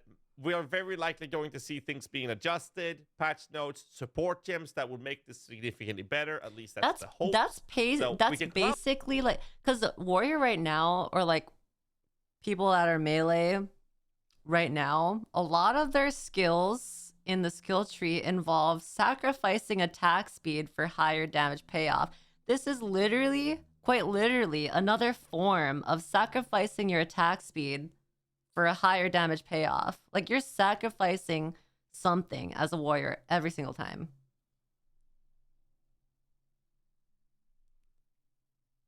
count on it till we see that, I guess. But I'm hoping that there's going to be some significant options for players to utilize to actually make that reasonable, because that's 2 points invested to get that. But from a baseline, it looks horrible. And then you have the fire spell on hit, which is like the whole trigger thing. See if people can play with that. And we have no information on that manifest weapon. But that's like literally the Smith of Kitava when it comes to the ascendancy stuff that he has available that is optional stuff. Because I think that the main part of the Smith of Kitava that makes this class so ridiculously good, not just for minion builds if the manifest weapon is good, but like for everything, it is the Smith's masterwork. I was first under the impression that it felt kind of awkward. Like, what do you mean I have to use a white armor and then pick, you know, a couple of mods on it? I feel like they've done a really good job with the Smith's Masterwork node. It feels really good. It allows you to get really good strength. It's a ridiculous amount of defense for playing the Smith of Kitava. He sold me more. He sold me more on the Smith's Masterwork, though. I will admit. The He did sell me on feels this. like it's a reasonable trade-off for this type of power. So I'm quite excited for this class, and I hope the manifest weapon will be good. But I that's my don't plan think for it's this as class, good and as that's all I- like the other ascendancy for Huntress we've seen. I don't know. Maybe. to say for you, tell you guys for this video. Again, as always, time will tell. Time will time, tell. and I'm going to ask you, as always, hit the like button, subscribe for more content. Please leave a comment down below. It helps the YouTube algorithm. I appreciate support and appreciate it. So thank you so much for that, and I'll see you guys in the next one. Till then, stay safe. Keep rocking. I'm actually curious on his thoughts about like the ritualist then. Aside from the carving, like I don't really see the carving being too useful.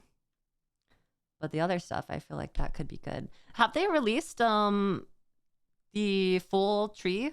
Have they is there like pictures around that I could look at for the tree? For each ascendancy?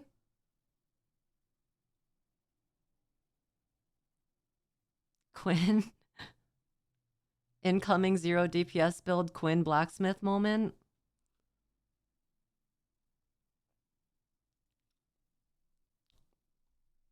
Oh, he did do a lich. He did a lich one. My pronouns are he, him, they, them. I don't care which you use. I'm a fanboy. Okay. Well, nice to meet you. Which are you looking for specifically? Well, all of them. I would like to see all of the ascendancies. That would be pretty awesome if they have that anywhere that I could look at. Navy, thank you for the almost 3 years. There's a guide on max roll. Let me see. PoE 2.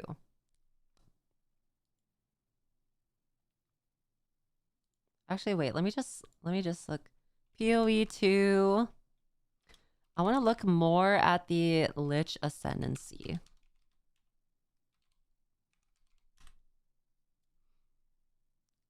Lich ascendancy tree.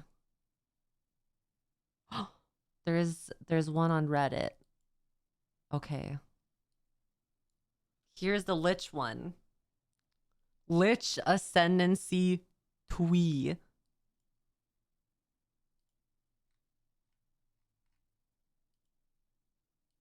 Okay. Cursed enemies killed by you and allies in your presence have 33% chance to explode, dealing a quarter of their maximum life as chaos damage. This is literally a AoE witch hunter. Like a presence-based witch hunter. What's it called? Witch hunter has like a node where they kill an enemy and it deals percentage of the max HP of like the thing that they just killed. Zealous Inquisition. Yeah, it's pretty much that, but AoE. That's crazy, actually. 100% of their HP. You and allies in your presence have Unholy Might while you are not low on mana. Lose 5% of your mana per second. So this is obviously meant for a Aurabot / minion builder. Which is awesome if you pair it with the 2. Non-channeling spells cost 3% of maximum energy shield, 30% more damage, does not interrupt recharge. Area effect of curses. That's nice, but you can also get that on skill gems. Or whatever you call the gem here. Jewels. You could get that on jewels. You can also get this from a unique, or even just from your regular skill tree, I'm pretty sure. So these two on this side seems pretty darn good, but the rest over here doesn't seem that great. This one seems pretty darn good, actually. Magnitude of Unholy Might per 100% or 100 maximum mana.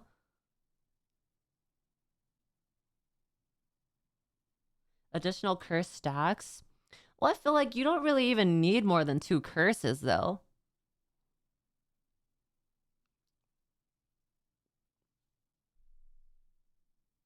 Extra curse is massive. Phylactery could be pretty solid once you have a crazy jewel. I wonder if it works with... Oh, it says non-unique. Non-unique basic jewel. Interesting. Okay. So you're gonna play the new content with me?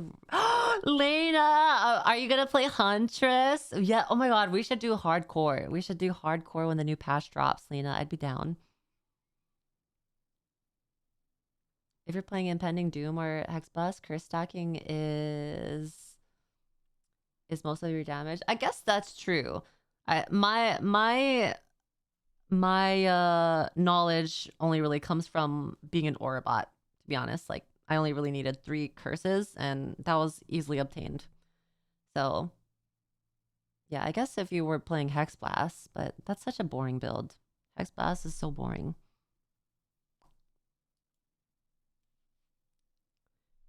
She's gonna die and leave Lena alone. If you die, I will die. We'll be soul linked. We will soul link hardcore Path of Exile. So we will have to make sure each other stays alive.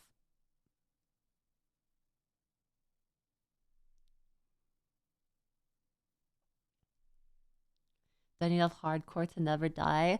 I have not actually. So I've played a bit of hardcore for Path of Exile too on my own. And the furthest I ever got was in Act 2. And I think I died trying to get my ascendancy.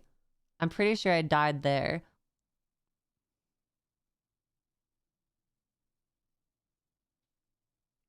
The other time that I got to Act 2, I died to the first boss, the hyena dude, like the the Wrathbreaker or something. Yeah. And then I gave up. Got killed by an invisible mob after Act 1 on my hardcore match. It's fun to watch you fumble that ascendancy. That was bullshit, by the way. That stupid stalactite fell after I killed the boss. And it wasn't even instantly after I killed the boss. It was like 5 seconds after I killed it that the stalactite fell from the roof. And I don't even think to this day there was even an indicator of it falling. There was I did not see it. I went back and I did not see it.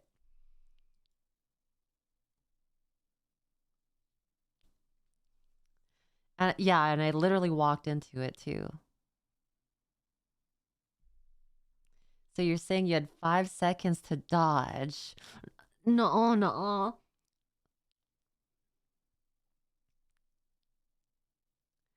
There was an indicator.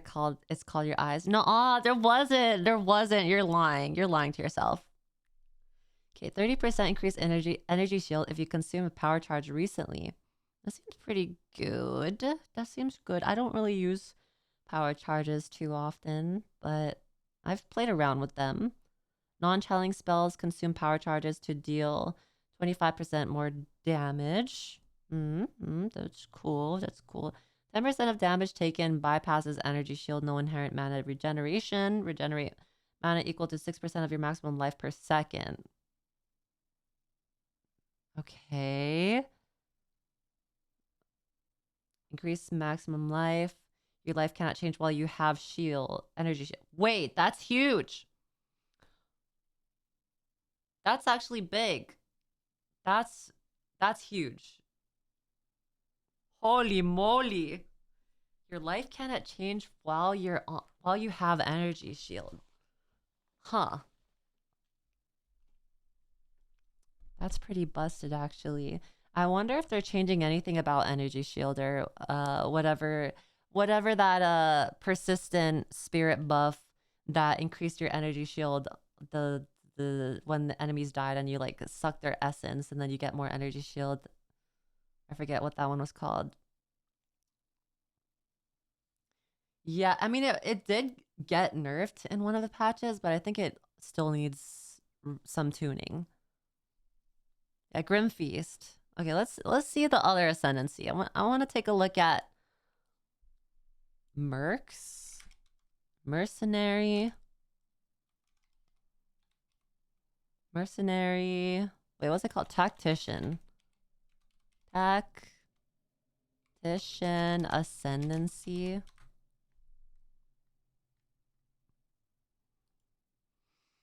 Okay, I found it. Pog. Pin enemies cannot perform action. 20% increased pin buildup. Can place multiple banners. Allies in your presence gain added attack damage equal to 25% of your main hand weapon damage. Okay, so wait, how much does banners cost? I'm pretty sure it's 60 spirit per banner, isn't it?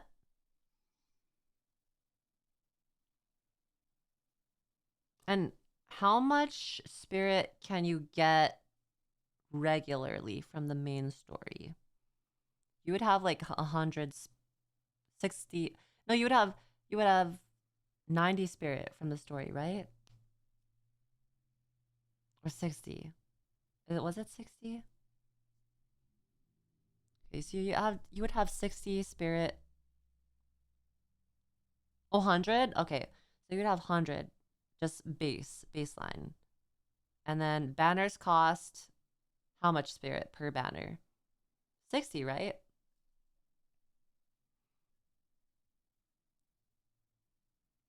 $30? Okay, 30. So then you would be able to get 3 banners with just the base amount of spirit.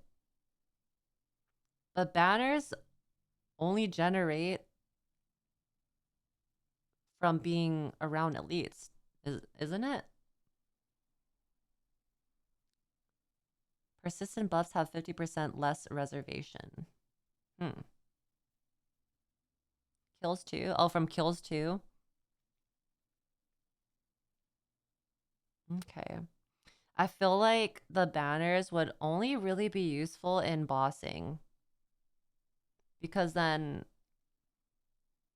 you probably want the banners at its maximum, like at its highest charge, right? For bossing. So, but I would say 80% of the content, or maybe 70% of the content, involves not bossing. So this would pretty much be a build that is not good 70% of the time. If you were to go like banner build.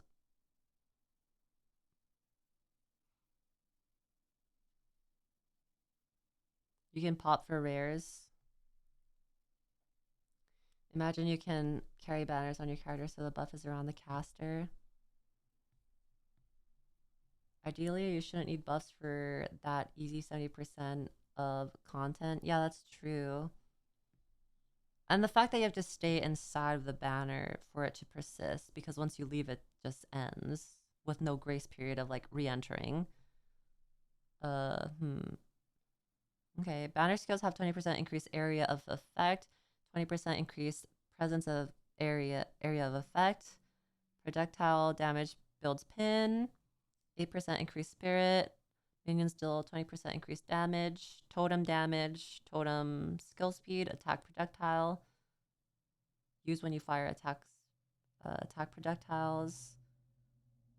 Supporting fire. Summon a hidden artillery squad trailing you that can fire a volley of arrows on command. Gain 100% of armor as extra stun threshold and evasion as ailment threshold. Defend with 200% of your armor. Enemies have an accuracy penalty against you based on distance. Maximum physical damage reduction is 50%. Maximum evade chance is 50%. I feel like this might be even less impressive than the warrior one.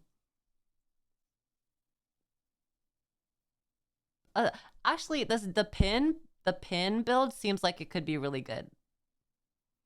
The pin allowing you to build pin buildup from projectile damage, and then also pin enemies can't perform actions. That seems really good. That actually seems nice.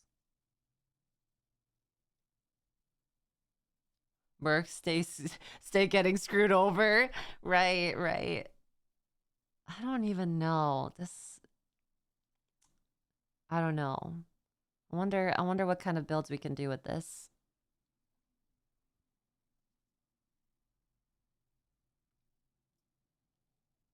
Pin and reservation seem good. Yeah, the reservation seems pretty good too. Stun, freeze, and pin. I wonder how that will work. Another minion. Yeah, another minion. It's crazy that this is it has minion increased damage, and this is considered minion damage. So that's really interesting to me. Is this is a persistent buff, so this requires spirit, doesn't it?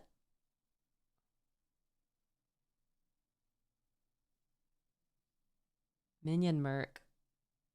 No?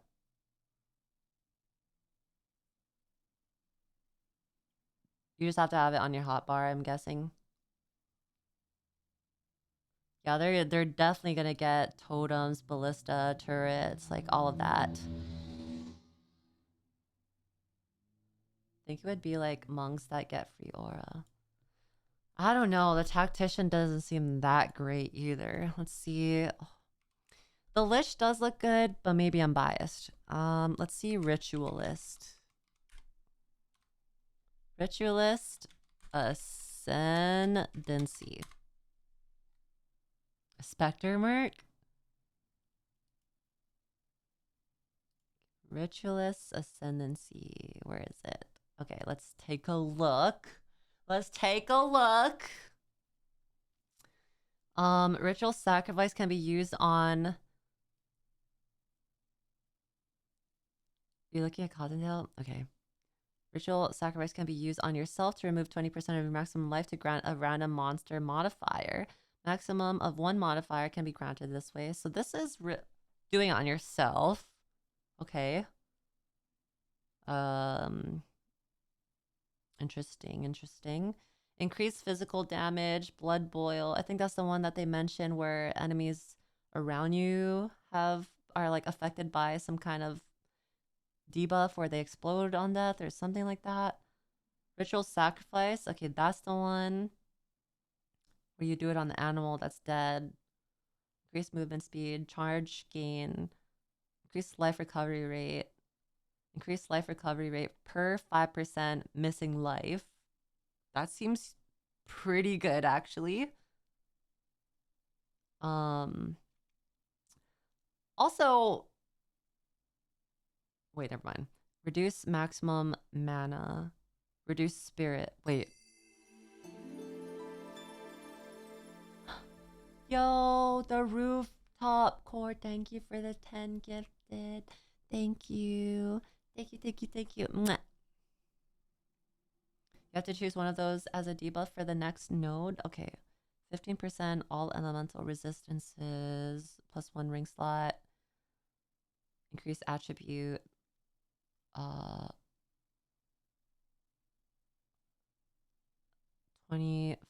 bonus gain from equipped ring and amulet. Oh, okay, I see. So this is the downside to Ritualist. This is the downside. I mean,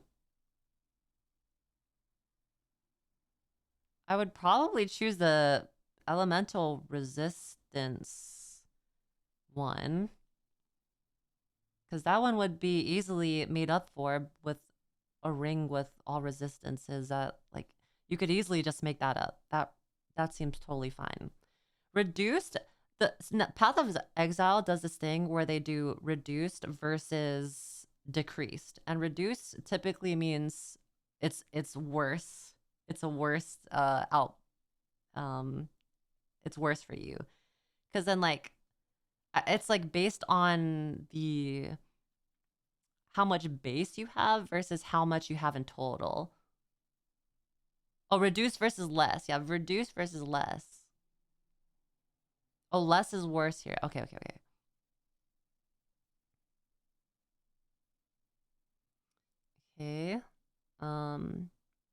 Yeah, I feel like the elemental resistance one is probably the easiest one to make up for. Like, spirit would be harder to make up for if you were needing spirit. But if you were needing spirit, why would you take this in the first place?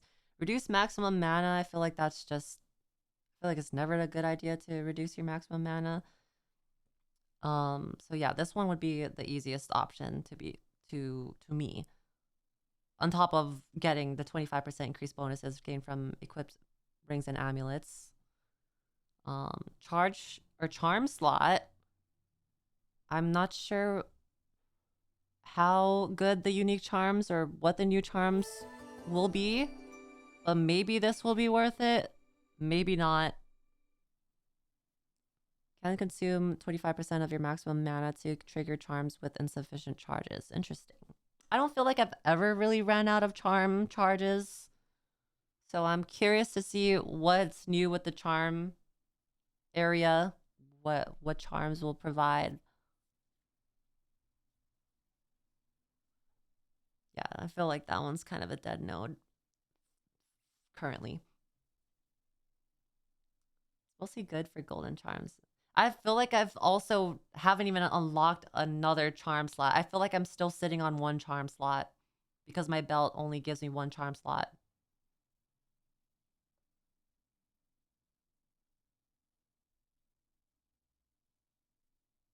I've tried charm builds and they are meh.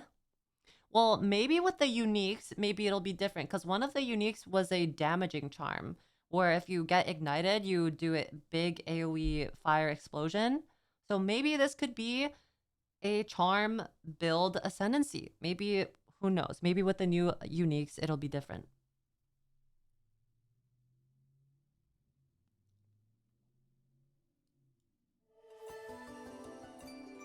Okay, let's take a look at the what's the other Huntress ascendancy? The last one. What was it called?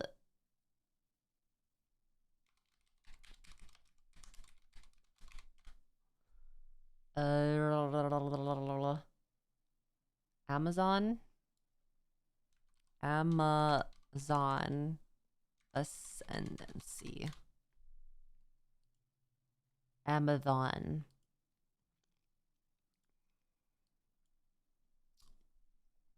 Okay. Life leech recovers based on your elemental damage as well as physical damage. Wait, life leech recovers based on your elemental damage. Okay. 20% increased evasion rating. Life flask also recover mana. Mana flask also recover life. Okay. 12% increased amount of life leashed. Okay. 20% of increased evasion rating. 15% increased life and mana recovery from flask. Interesting. Vision rating from equipped helmet, gloves, and boots is doubled, while the rating from equipped body armor is half. That's huge. This is huge, I think. That seems like a good trade-off, I think.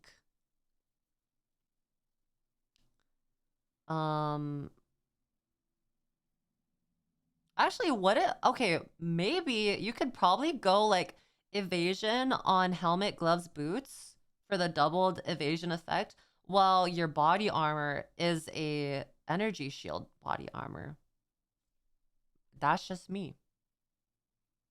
That could be crazy, actually.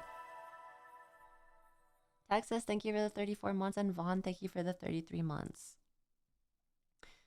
Chance to hit with attacks can exceed 100%, gain additional crit chance equal to 25% of excess chance to hit with attacks. Interesting. Okay. So it's for building accuracy, I'm assuming. Is this an accuracy thing? Accuracy stacking. Deck stack. Reveal weakness against rare and unique enemies. 50% more damage against enemies with the open weakness. I still didn't really even see what they meant by that in the video, by the way. Maybe I just missed it, but I'm curious what it actually looks like. Skill speed. Attacks using your weapons have added physical damage equal to 25% of accuracy rating on the weapon. There's marked areas on the HP bar. You get the bonus. Oh, interesting. Okay. In the HP bar, there are several small sections highlighted. So if you're in that percentage, you're doing more damage. That's pretty cool, actually. Okay, 20% increase movement speed while an enemy with open weakness is in your presence. 40% increased skill speed while an enemy with open weakness is in your presence. 50% chance of infusion to not be consumed when infusing a projectile. I feel like this is a pretty solid ranged DPS ascendancy. This seems like not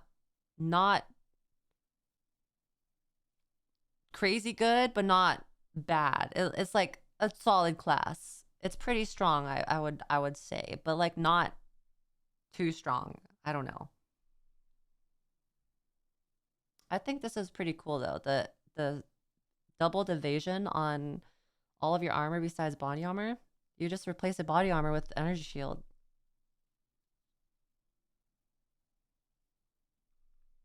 Overall though, I feel like the ritualist still, I feel like, is probably going to be the stronger one. I don't know. time will tell. I'm not too crazy about the Tactician or the Warrior, but seeing Gazzy's video on the Warrior one looked a bit more appealing. Still probably gonna just watch on the sidelines to see how it is, to see what new builds people come up with for that class. But I think I will probably go in trying out the Ritualist and the Lich in the new patch for sure. The League Start Ascendancy, Ritualist looks more like a second character Ascendancy. I guess that makes sense. I don't really know how leagues work typically, since I'm pretty new to Path of Exile and ARPGs in general. So I've never played in a league. I've never played Path of Exile 1. Path of Exile 2 is my first Path of Exile, and also my first ARPG that I took seriously. So maybe my understanding is a bit more skewed, but yeah.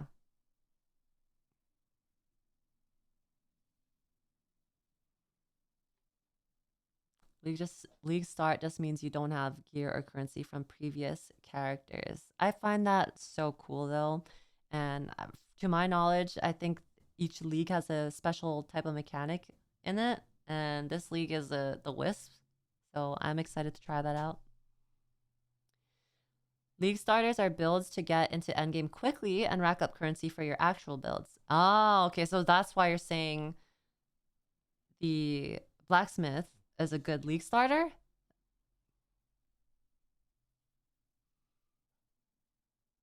League start character is normally a build that can clear nearly everything with little investment, like Infernalist, then build currency and make stronger build. Okay, that makes sense. Okay, that makes sense. I see why you're saying now the blacksmith is pretty strong, in the way that it's really good to get to endgame really quickly.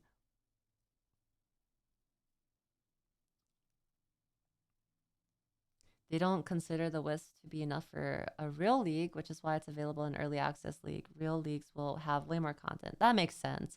I hope though, GGG, with the it seems like the focus for this patch is a lot more focused endgame wise, and I do hope in the new patches going further, introduce the more than just one class. If we were to take into account that they were mentioning a 6-month to 1-year release date for the full release of the game, I feel like they might have to move a bit more quicker if they want to achieve that goal.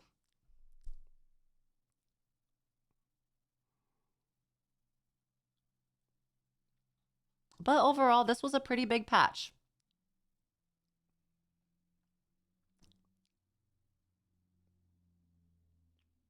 Pretty big patch. Happy either way. Yeah, it looks like a lot of stuff to play with, so I'm excited.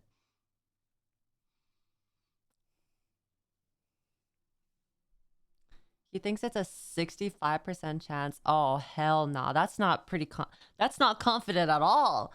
That seems very... Oh, hell no. At least we get to play it every new patch, so there's that. The tower change was nice. I really like the added boss rush type map that they have. That seems really fun.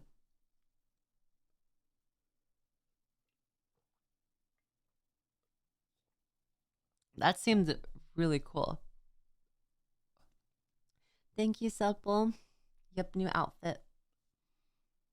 He said after that, but not, or if not, then by March. Have you ever been to Oregon? It is really slay there. Yes, I have. I love Oregon. I would love to live there if possible. A bit of context, GGG has missed the last 5 deadlines they announced. That's why I was saying in the beginning before we started the video that GGG has a problem of overshooting or promising things that they can't I guess keep their word on, or they say things that they want to do or that they're gonna do and it doesn't happen. So that's my current take on GGG, which is like starting to be a little bit more disappointing. So they're very ambitious, which is good, but they're also really bad at setting expectations.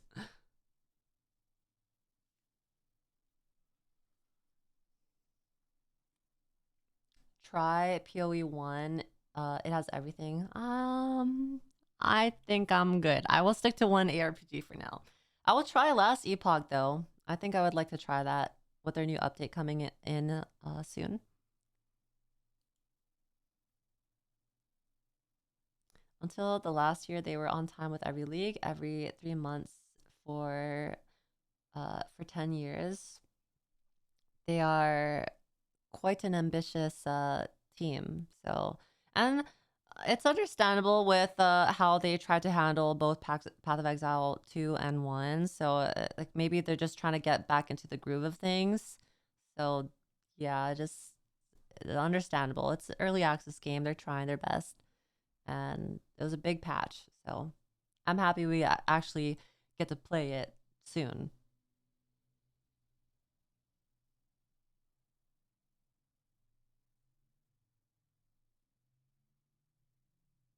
Once their team is not creating so much, they will be able to focus on the league content. I hope so. I'll be very happy.